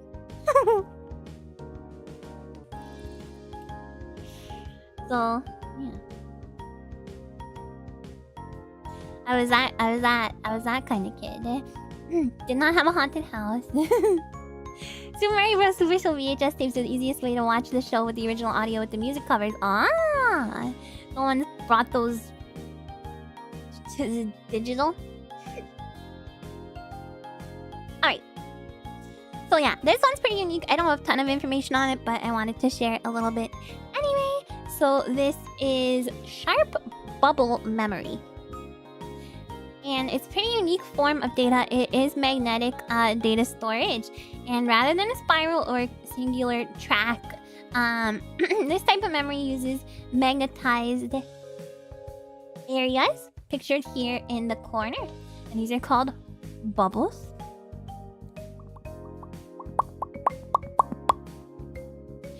And how it worked was the bubbles will be moved to the edge of the magnetic film that they're stored on, and then that would be picked up and read, and then the bubbles will be rewritten on the edge of the film so that the memory can continuously cycle through. So I have a video of a dude from the 70s, 79 specifically, who pioneered this. To explain it a little bit, this is from the AT&T Tech channel. This is from their archives. Wasn't that what Konami used for the original Gradius arcade? I don't know if it was ever widespread, but it wouldn't surprise me. What about those hex strings mean? Anyone know how to speak hex? No, it's not liquid. Basically, it's difficult for me to explain, but basically, there's like magnetic pockets kind of thing. There's no actual liquid in it though. It's not actually bubbles. It says Amiq. I know some of you guys are gonna say that. I like to think that too. Penny for scale, that is a quarter. You won't believe this, but it says Ami Sensei Kawaii. Honto! It says it in Japanese and everything. Alright, let's watch this guy. We won't watch the whole thing, but... From the beginning, man understood the importance of recording 6.5 human minutes, really experience good, for future I'll use. skip through it. But recording it was so painfully slow that entire lives were devoted to nothing else. The ancient scribe who devoted months to creating a single manuscript would never believe that you deal routinely with millions of data every day. Now we're gonna go Magnetic here. bubbles. I'm gonna skip here. Magnetic bubbles. With the first of these new memory components already field-tested and coming off production lines Hi, at Joy Western Wickler. Electric, a new era has Is where been the aliens defined. come in? I think so. We have entered the bubble generation. Why is the music so scary? So yeah, this is gonna be the next freaking big thing. We've entered the bubble. The bubble generation. They make it seem so cool. A Bell Labs engineer whose specialization in new devices has led to over 100 original patents, has been instrumental in converting magnetic bubbles from a laboratory curiosity into a Bubbles are useful scary? technology. I don't think so. I like Well, bubbles. it's been known for a very long time that domains can exist in certain magnetic materials. As a matter of fact, the existence of the magnetization in these permanent magnets. Look, he's is proof showing of us one these such, primitive domain magnets. pattern. You're speaking about Stability magic here. Evidence in these magnets Sir. has been used to Hi, retain VR and data, for Mocha. example, in core memories, magnetic disk, and magnetic tape. As a matter of fact, here at the laboratories for over 10 or 15 years, researchers We'll call like it little Williams and magic Sherwood primitive have been dude. researching magnetic materials that house domains and studying their domain patterns. The patterns you see in, for example, in this model, in the actual material itself, are I have extremely no idea what he's talking fascinating. about. And people spend a lifetime studying guy is a witch. their properties He's a witch. and their characteristics. You have so much magic in this The rock. real We made breakthrough me came think and when we remember. went to flat magnetic materials. And after a fair amount of research and looking through various magnetic materials, we chanced upon the garnet system, なるほどね。はい、which is ベネルさん。 shown here. And we found that we could grow How do they extremely work? uniform, highly perfect films on substrates of this type, and these films could be used to house many, many millions of bubbles. As a matter of fact, this particular film of this size will house about 5 billion magnetic bubbles. That's a lot of bubbles! Then it was just simply a matter of doing a little That bit is of a lot work, of learning how bubbles. to generate a bubble, This guy's happy someone asked about something he knows. I know. He's explaining it in a very interesting way. I just don't understand. A device like the 29A But not shot of here. the guy completely not understanding anything. That's true, but neither is the transistor or the silicon chip. Isn't it good that it's not very imposing? What does it do? You want it to Well, be smaller. it fills a gap that exists in the present memory hierarchy. As you know, there are magnetic memories of the mechanical type, be like bubbling. the mechanical disk, the magnetic tape.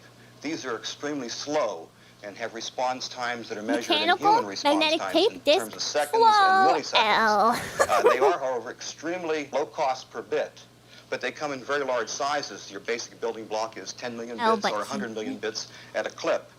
At the other end of this spectrum, we find the solid-state devices. The old ferrite core is still there, and the newer devices like the silicon RAM. And bubbles will serve to fill the gap that exists between the high-speed memories on one end and the slow-speed memories on the other. Now, bubbles are not as low cost as the mechanical devices, but they are faster, and they're not as high cost as the silicon devices at the other end. Granddad to a solid-state drive. That's an interesting way to think about it. I'm not sure how similar they actually are. One maxim of business management is that when you finally have enough information, a decision will make itself. But I guess the similarity-ness of a solid-state drive mainly is that even when there's no power going to it, it's still efficient and reliable. It still access speed, high storage has density, the data on it, right? Am I manufactured to the most yeah, this is really exacting cool. standards. Super cool. And it's really cool that this video exists. At Western Electric's manufacturing center at Reading, These guys are so smart. Hi, CDI Link. Non-volatile, that's the word. So it's still, everything's still there even when there's no power going to it. So I think they're similar in that way.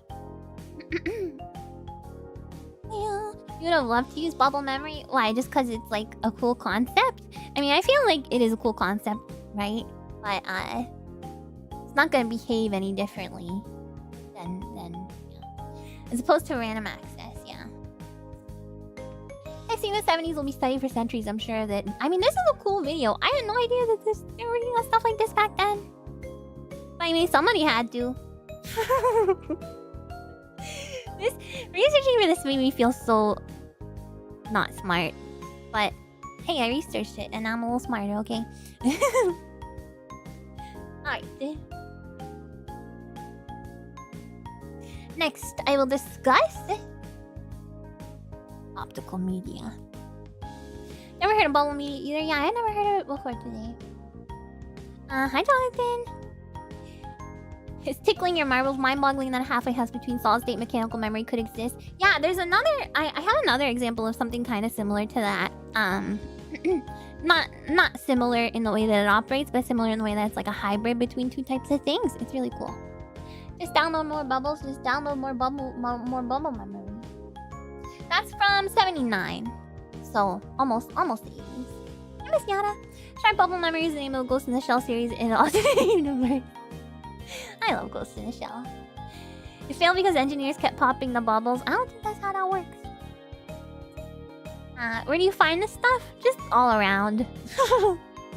I just get in these rabbit holes. I found like a museum of obsolete storage media website that was really cool to look at. That's where I found like the wheat tape and stuff. And then there's a couple of videos. 8-Bit Guy has a video where he very briefly goes over like I think it was like 108 different types of storage media. Doesn't explain them in depth though, but it was good to get. I did go to that to get a couple names and then just Wikipedia and whatever random PC enthusiast sites I can find. Most of the time, hybrid tech tends to have the disadvantages of both text and barely any of the advantages. Well, a lot of times too, it's just like too specific of a use case, I think, is the other thing. See you only takes to the 26 months. Imagine getting distracted, popping bubble memory, and suddenly you've erased your last cover recording. That'd be very sad. Hi, Nintendo. Museums of obsolete tech are great rabbit holes. Yes, they're so fun to look at. you really good reading skills? Well, thank you. I think I do, which is interesting because reading is the one thing that I've always been pretty good at and quick at, but I don't read a lot of books. You need more storage, get a straw and blow into your computer for more bubbles. I wish that's actually how it worked. It just means it's bubbles of magnetized, like little sections of it. It's because of the way it's shaped more than it being an actual bubble. In that universe is the green-eyed major timeline, not the red-eyed major timeline. Oh, we're talking about Ghost in the Shell. Hi. I'm smart at some stuff and then not smart at others, you know, like everyone. Anyway, optical media. So discs, all different kinds of discs.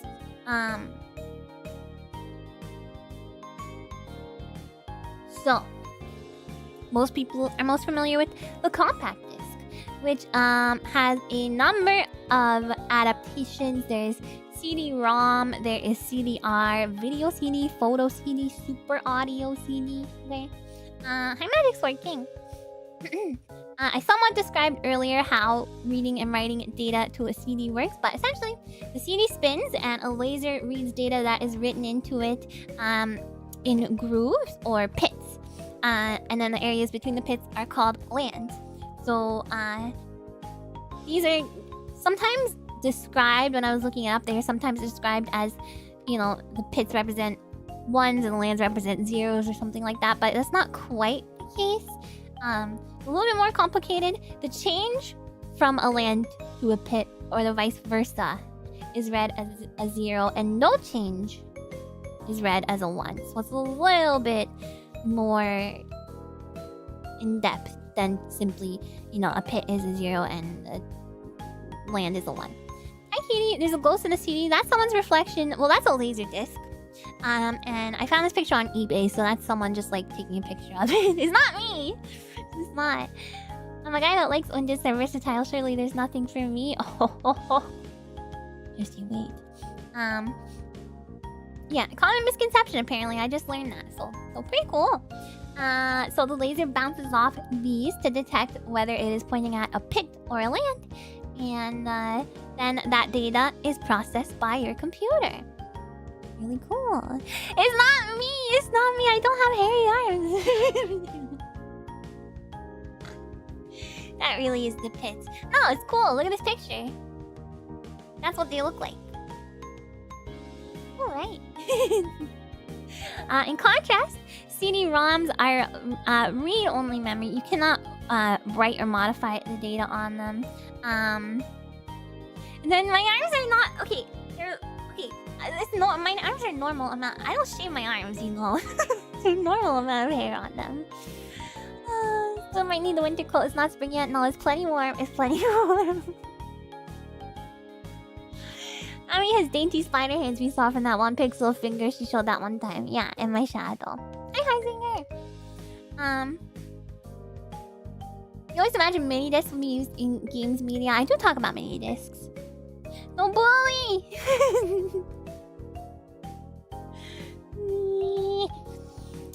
Okay. You cannot write or modify the data on... Well, I mean, obviously you can write it because it gets put there, but you can't... It's not like a rewritable compact disc. So, you'll be able to detect any air vibration with the winter coat. That's how cats work.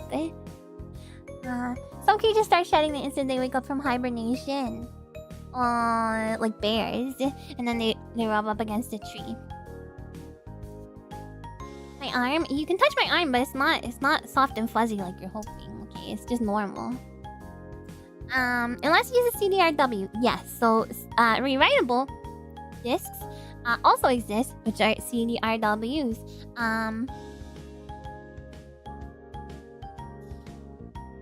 Would you love my disc if it was a... wait, I learned this earlier. Write once, read many times. Something like that. Kuma mama. I sometimes feel like a bear coming out of hibernation when I wake up. Multiple? Yeah, that might be it.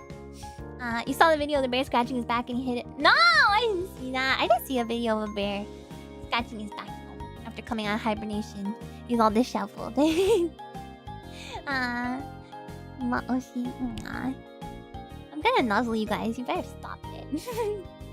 So, the rewritable ones are really interesting. What I learned about those is that they don't actually have physical pits that are created in the disk.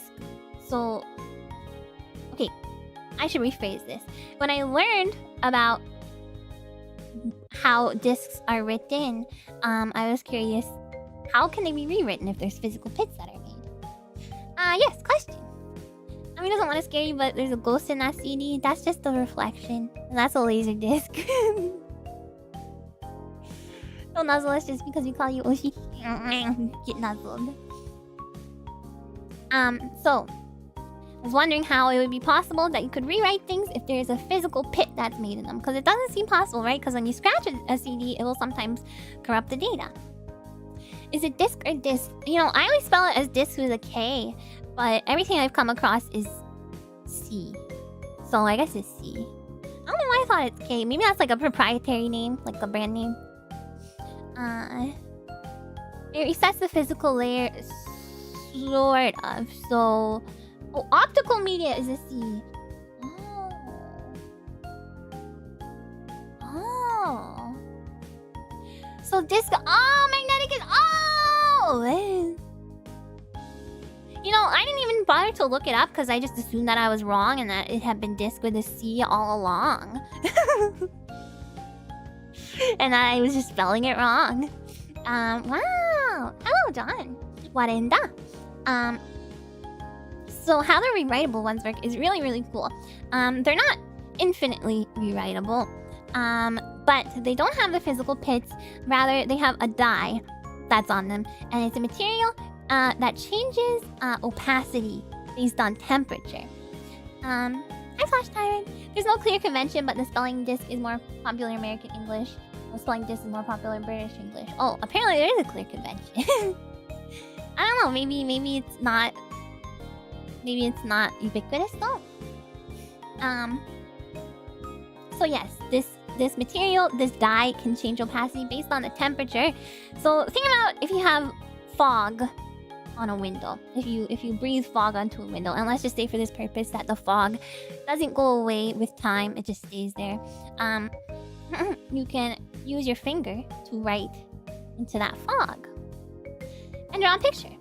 But then if you use your breath, you can make more fog where that was. And then you can write a different picture.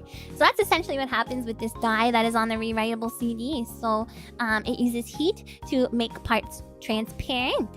And then if it's heated up again, it can make them opaque again, and so that it can be rewritten. Hello, Brandel and Abraham. So if you were big into CD burning back in the day, which I definitely was, you could have a new CD to listen to on your CD player while you're having a bath.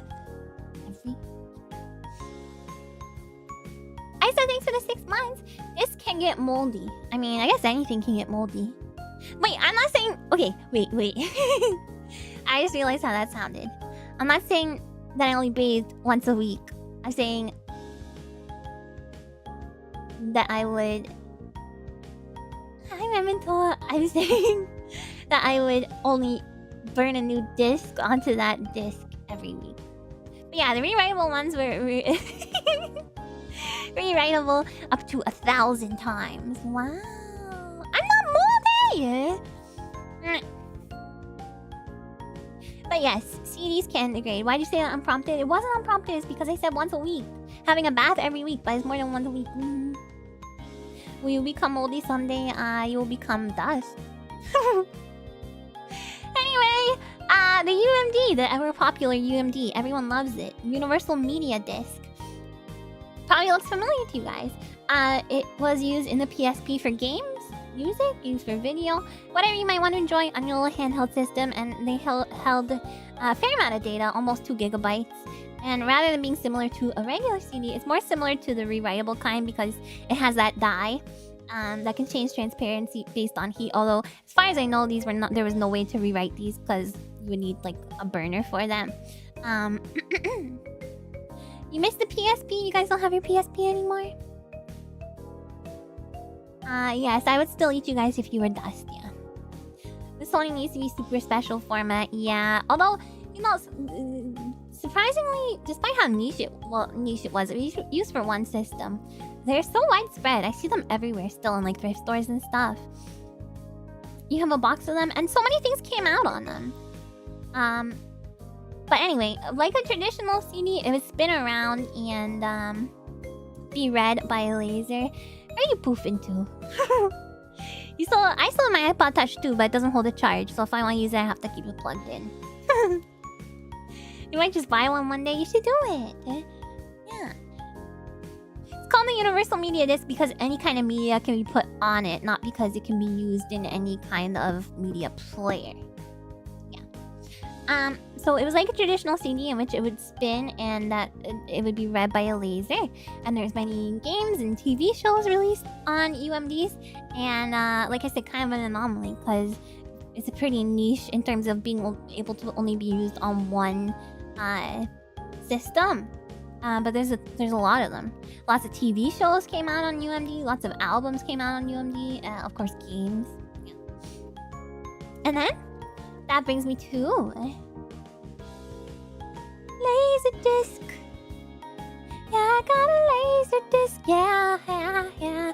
I don't have a Laserdisc, by the way. I don't have a Laserdisc. I don't have a Laserdisc player. But they're so cool. I do HD DVD versus Blu-ray, and I mean technically neither one because physical media lost. Yeah. I still like my physical media, you know. I got you. There's a ghost. Ah! Sony has lots of reach over a lot of industries. I'm guessing that's part of it. Yeah. Yeah, so Sony pioneered a bunch of really, really popular media, physical media. So crazy it persisted since like the 70s. Yeah, so that's what's so amazing about Laserdisc. It's a big boy. It's like the size of a record, pretty much, but it looks like a CD in appearance. Streaming companies randomly pulling movies is good enough reason to stockpile DVDs still. I agree with that. And so it's like a CD. It does store data in pits and lands on the surface of the disc, which is read by a laser. Although, in contrast to CDs, which store digital data as binary code, the data that's stored in a laserdisc is technically analog rather than digital, with the exception of some audio tracks, because it encoded using frequency modulation, which is, you know, similar to how floppy disks do it, and it was modulated based on the video signal. So even though they were available at the same time as VHS and Betamax, the quality of the media was a lot higher than that of VHS and Betamax. And in addition to this, they were also used for video games. The very famous, you guys know Dragon's Lair? I played it on my channel, not on Laserdisc, of course. But they were first pioneered in the 70s, which is, of course, a while ago. But they had video chapters, similar to how DVDs have. So how the games would work would be that there would be different video clips stored in chapters, and then whatever arcade machine you used, you would be able to switch between these chapters. So whatever choice needed to be made, like in Dragon's Lair, when you have to decide if you want to go left or right or up the ladder or whatever, you would press a button, and then it would go to a chapter based on which button you press. It would play the video clip based on whichever button was pressed.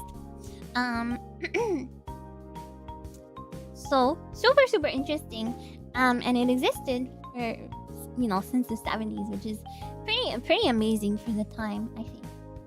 And what else? That's it. Laserdisc will let you have full quality freeze frames. Was so cool for its age. So cool. It had chapters. They were fun because even though they're so huge, they only hold like 30 minutes of video, so you had to change disc like 5 times during movies. Yeah, it's awesome though. I don't know. I love it. I love the way they look. It's just a big CD. It's freaking cool. Oh, my throat. We're almost there. We're almost there, you guys. Do I have any memories of shattering a disc? Oh my god, my tragic memory.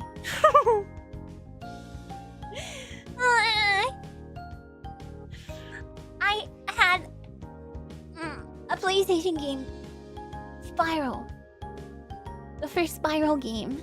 I had it in a drawer in my desk, with not in a case for some reason. And I went to close the drawer and the disc was halfway out of the desk and I slammed the drawer shut and the disc broke and shattered. And I was so upset because I love Spyro. I was so sad. But other than that, most of my disc damage came from the scratches. Like, I would often, like, take things out of the case and lose the cases. And, then they would get all scratched up, which is my own fault. Having a shattered disc or having a scratched disc? I would say a shattered disc is worse. At least if you have a scratched disc, there's like... You have some hope in your heart where you're like, if I use toothpaste or whatever on the back of the disc, maybe you can buff it out. But then, in contrast, maybe that's sadder. You know, giving you a shred of hope despite no hope existing. My sister did that with a copy of NFL Blitz in the PS1 disc cover. No! Just gotta put some peanut butter, right? Put some peanut butter, put some toothpaste. They used to sell scratch fixers. Yeah, they did not work though. The buffer kits sometimes work. Sometimes the scratch would be like... You know, sometimes the scratch didn't corrupt the data, but instead it just made the disk skip. So if that can be buffed out, then yeah, sometimes the buffer kits do work. There is no CD repair section in this one though. I can talk about that though. The Disc Doctor. Hi Nerdify. They used to sell scratch fixtures that just did the toothpaste thing for you. Yeah. For light scratches, for scratches that didn't corrupt data but just caused skips, it would sometimes work for that. Remember tilting your PS1 if you're playing a disc filled with scratches? For some reason it helps and makes the game work. I don't know how that would work. Cracked the inner ring of a Saturn game disc because it was stuck in the case too hard and it wasn't careful, still worked though. Man, those Saturn cases are really, really fragile and like stiff and just the worst. Fog it up, wipe it down with a Cheeto covered t-shirt covered in toothpaste, insert that in the console. I tried everything for some of my PlayStation games specifically. Anyway. Tragic memories. Next, I have two that I was not sure would fit into any other category. So I just put them here. The Canon Optical card and the Sony Mini Disc. Now, looking at the Mini Disc, you might think, isn't that just a CD? That just looks like a CD in a plastic case to me. But just you wait.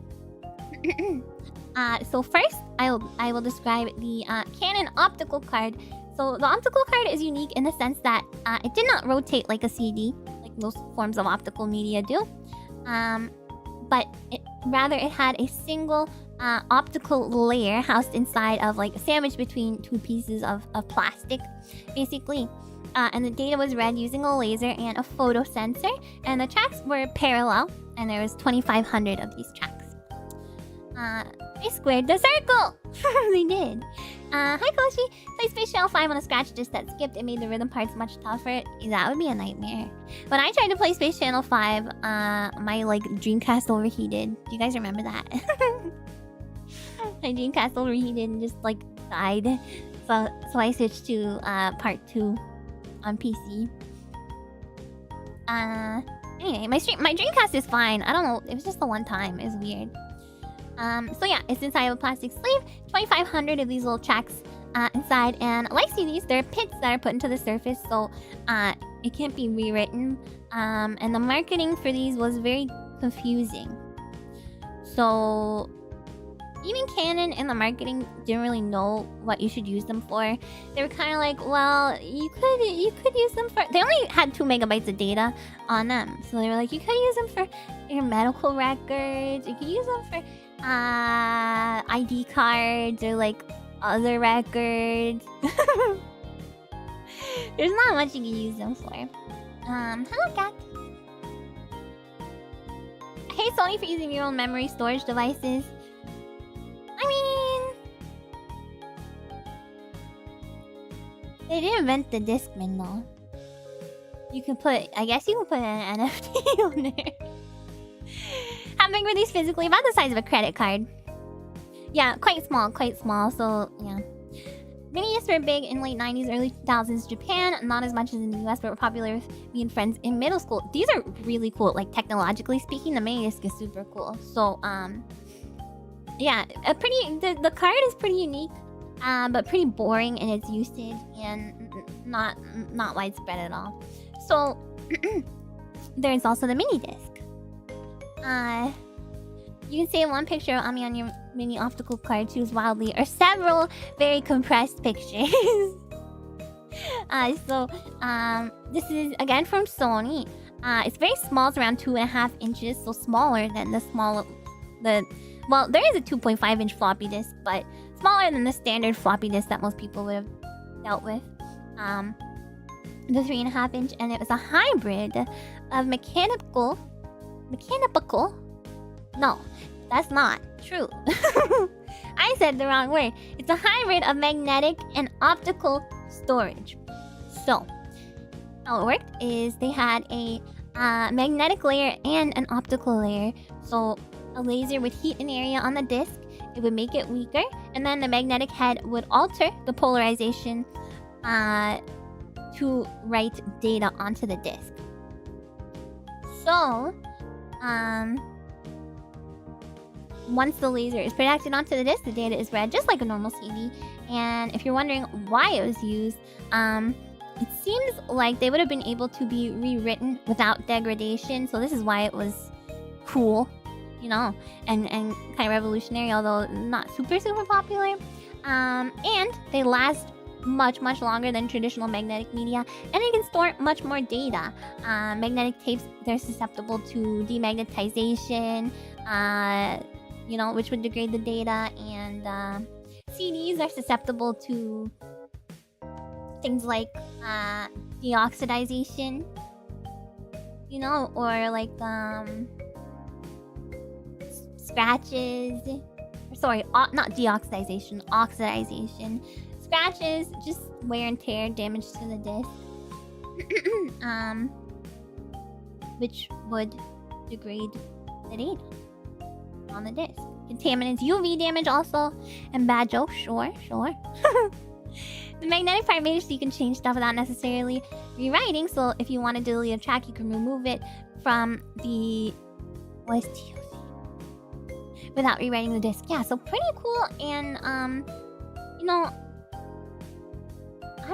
I'm surprised this is not more. It didn't take off more. But I guess being such a unique shape and form factor, and table of contents. They also use mini discs for the PSP. As far as I understand, the UMD are slightly different. They're not like this hybrid of optical and magnetic media. They're strictly optical, as far as I understand. So yeah, a little bit different from a standard CD, a hybrid. These two I wasn't quite sure where to categorize them. So, yeah, similar in shape and similar in the way, you know, it's a disc inside of a plastic thing, but different. The kind of tech fit into things so small is wild. Well, I mean, now you got like a freaking SD card. Think about how much data is on that thing. So we are coming to the end of the presentation, but I do have one more little thing that I wanted to include. I wasn't sure where to include or how. Just an interesting bit of information. Hi, like a cat. And hello, Dontavius. That I wasn't sure what else to put. We touched a little bit on the cassette stuff before, but essentially there were ways that computers were able to read data through mediums that were typically used to play music. So, the flexi disc, for example. Take a look at this. So this is similar to vinyl. Actually, it is vinyl. It can be used to play music on a record player. But they're very, very thin and very flexible. So when it came to using with the computer, the idea was that you would connect your record player to computer somehow, or you copy the audio onto a cassette, and then you would load games or programs onto a Commodore 64, for example. There are actually radio auditions that we recorded. It was a program for an 8-bit computer. Yeah, that's what I'm gonna get to next. So, and then the tapes where radio stations would broadcast. They would actually broadcast computer programs that you could record over radio. You could load them onto your computer. And somebody actually put this in their audio cassette player so you can hear what it sounds like, and it's pretty strange. It's kind of something akin to, like, I don't know, if you pick up the phone when someone in your house is using dial-up when you were a kid or whatever, or like if you try and call a fax machine, it's kind of similar to that type of noise. So let's listen. The old 80s computers and all that could be hooked up to a cassette recorder for digital data storage. We're almost there. So I never tried it out. I do have like an old Apple IIe up in somewhere, some room. But I never really tried much of that computer. Someone gave it to me. But anyway, but also I found this tape at a flea market. Recorders that are hooked up to audio recorders. Computer's talking, yeah. Computer instead. This But is anyway, average buckle voice. you can hear playing from the Superscope C202LP what some computer data sounds like through a speaker. Hello, 15 FPS webcam. I mean, this probably was recorded on one of those. Yeah, I didn't check how old this video is. Yeah, quite loud.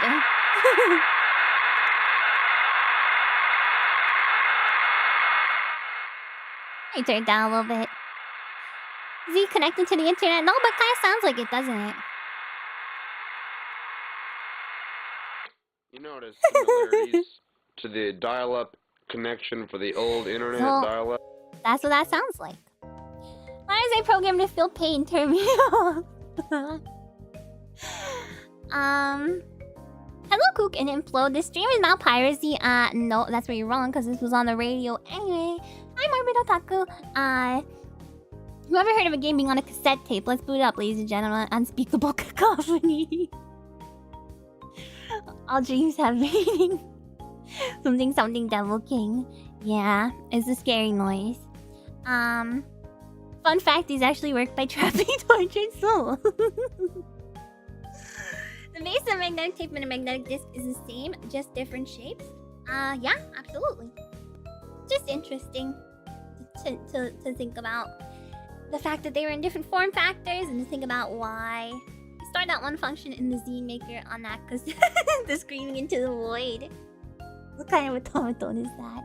You guys are silly. You guys are silly. Well, that is the end of my presentation today. So if you guys have anything that you would like to discuss, any cool ones that I might have missed that you're curious about, I can look them up real time. We can learn a little more. Hashalon, thank you so much for the donation. Your streams are super cool. Keep it up. Thank you. Thank you so much. Got moved to Grandma's house after she mysteriously disappeared. Her house. That's what it sounds like. Really informative. Great work. Thank you. One time in school, art class, we were making collages of magazines. I stumbled across an old Nat Geo magazine had a flexidisc of whale sounds that your teacher let you keep. Cool! Yeah, they were often in magazines because they were so flexible. What? What? John Zero! Thank you so much for the 20 gifted memberships.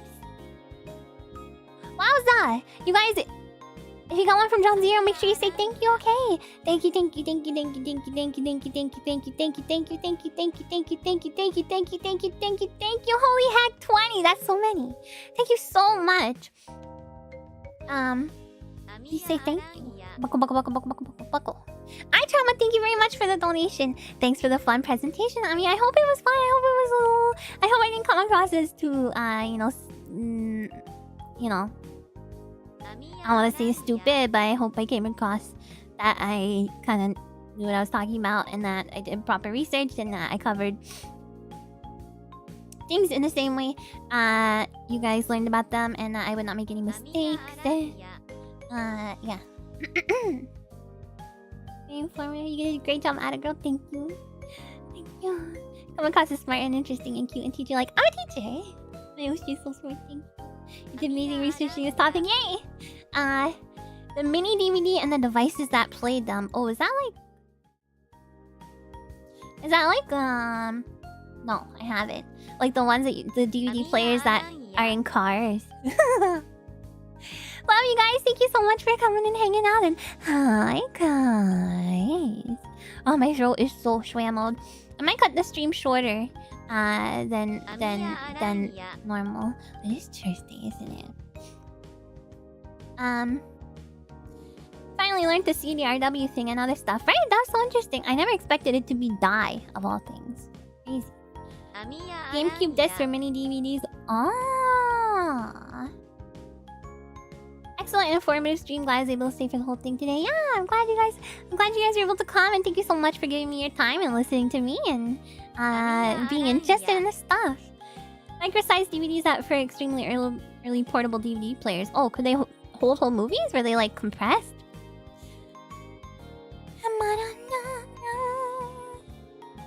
Chorizo day. Ooh, I want chorizo pasta.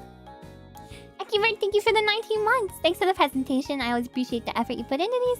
Not many others do stuff like this, so it's always a joy. Thank you very much. I really appreciate that. I really appreciate that you guys enjoy this and that you guys I always say this, but it's a little hard to come up with ideas for these kind of presentations, so I don't do them that often, especially not as often as I used to when I first became a VTuber. Because when I first became a VTuber, I had like a bunch of ideas like kind of stockpiled, right?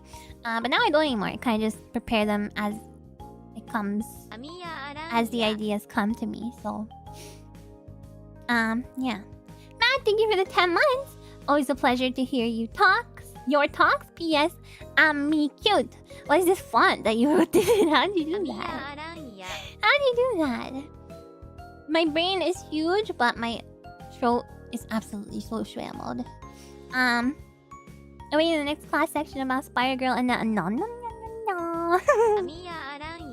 Oh, you know about the wax cylinders? I knew about those, but not exactly how they worked.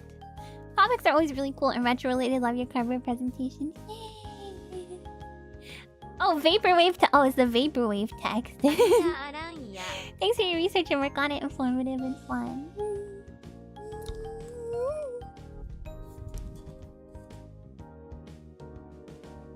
You guys are so sweet. Amiya Aranha.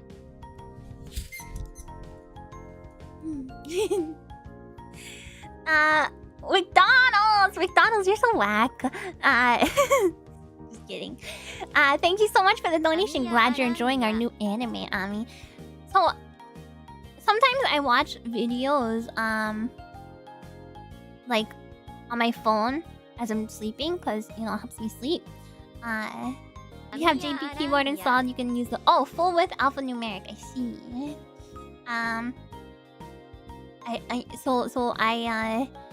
I get ads, right? And the past couple days, I've been getting exclusively the McDonald's Egg McMuffin and coffee combo ad, and the McDonald's like anime parody ad that they made. And I'm not exaggerating a single bit when I tell you that Amiya Aranha.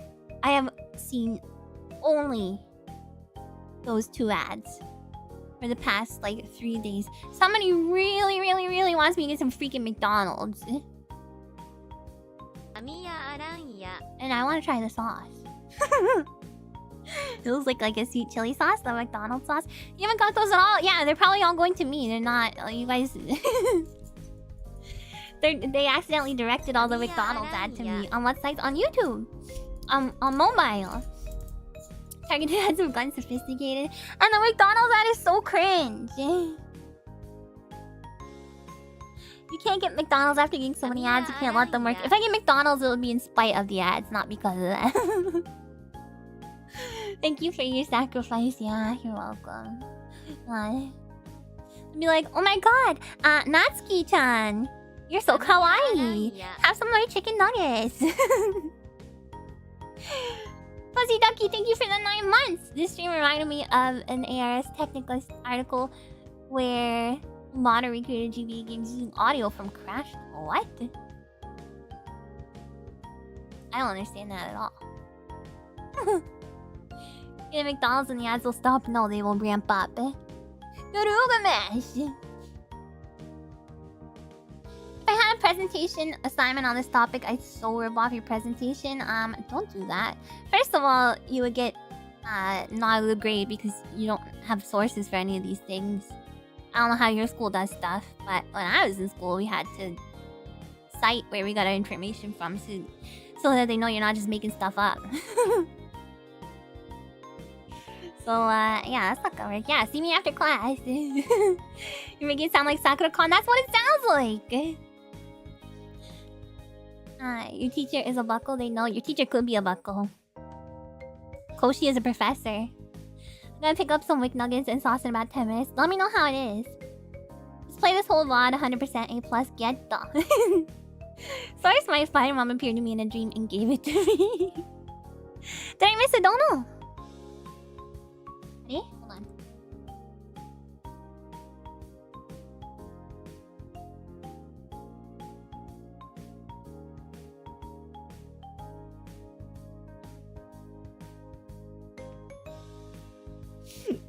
I don't think so. McDonald's, iChama. I got yours, iChama. I got McDonald's. I got Hashelwan's. I got that guy in the video, the guy in the wax cylinder video. No, I don't think so. There's one, there could be more.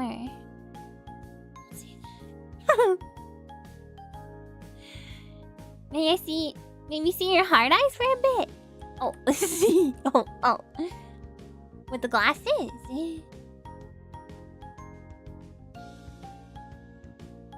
Why?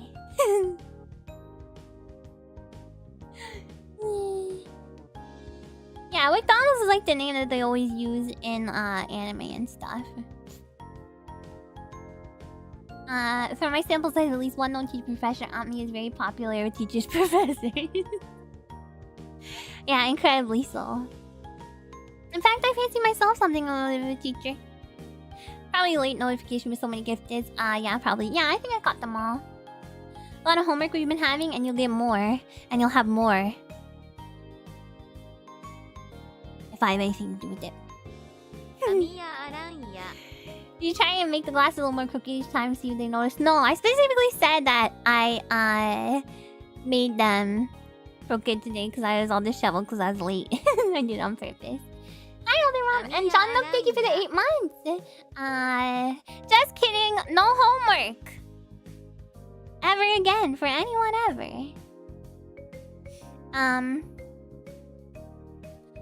Okay. Another wax cylinder guy. Thank you very much for the donation. Hey, Ami, I put my donut info inside the cylinder. You go crash.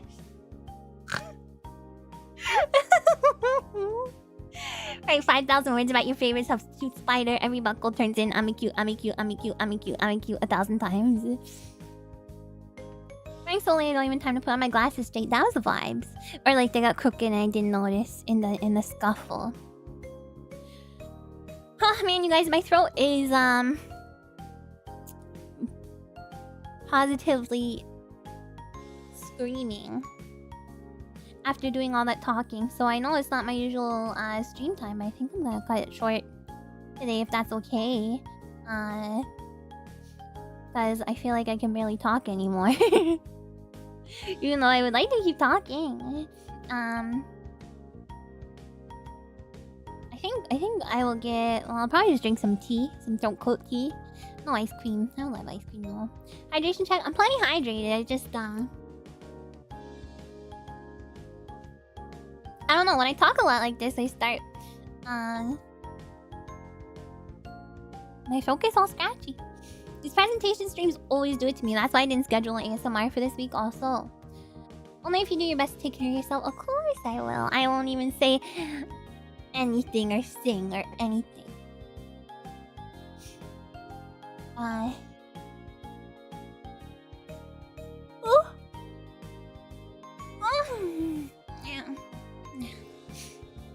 Yeah, so hopefully that's okay, you guys. Hope you can make it to tomorrow's stream. I think I'll be fine. I would like to talk longer, but I just physically don't think that I can. My throat's very dry and sketchy. Hi Smashes, you're super late. I'm so sorry. I'm just wrapping up. I'm so sorry. Let's see here. Is that okay? I feel bad, but I don't think you guys will want me to keep talking if I am feeling hurt, right? How I feel bad.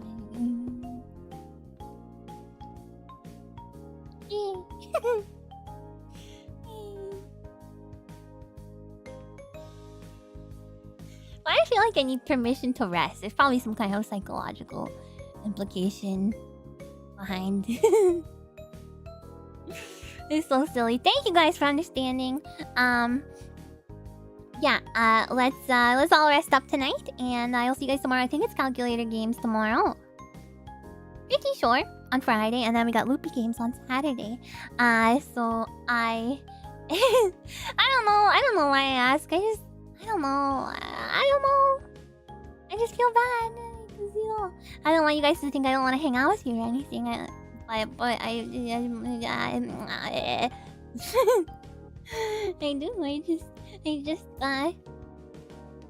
You guys know you guys know I'm not trying to ditch you or anything, right? I feel bad.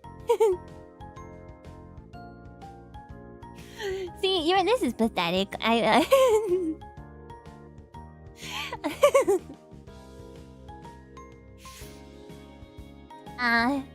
Cause you know, I stream like 6 to 8 times a week, and I'm like, oh, you guys don't think I'm ditching you, do you? No, I don't hate you guys. Stop it. Stop. I'll see you tomorrow though. Same spot. Well, actually earlier spider time, but same spider channel, and hopefully I will feel a lot better in my throat tomorrow. But if not, we're just playing games, so I won't have to talk as much anyway, so it's fine. Thank you guys for coming today. I appreciate it. I appreciate you giving me your attention and your time and supporting me and listening to me and not letting me call myself stupid. Thank you. I will see you guys tomorrow. Thank you so much for coming. Thank you to all my regulars and irregulars and everyone who stopped by for the first time. Thanks so much for giving me a chance. I hope you enjoyed. Aside from presentations like this about retro stuff,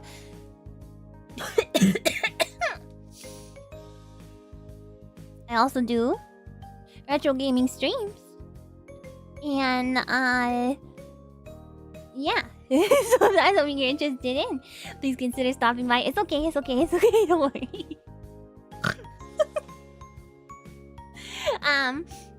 Please consider stopping by again. And, thank you very much to all of the Bob watchers and Bod commenters and all the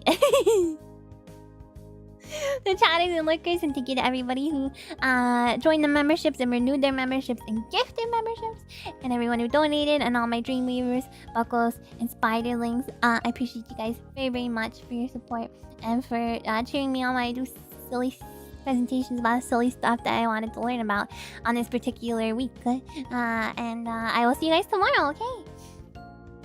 Alright. And it's Thursday, so and お疲れ様や。おやすみや。Bye bye. Please come to stream tomorrow, okay? Bye bye. Bye bye. Okay, bye.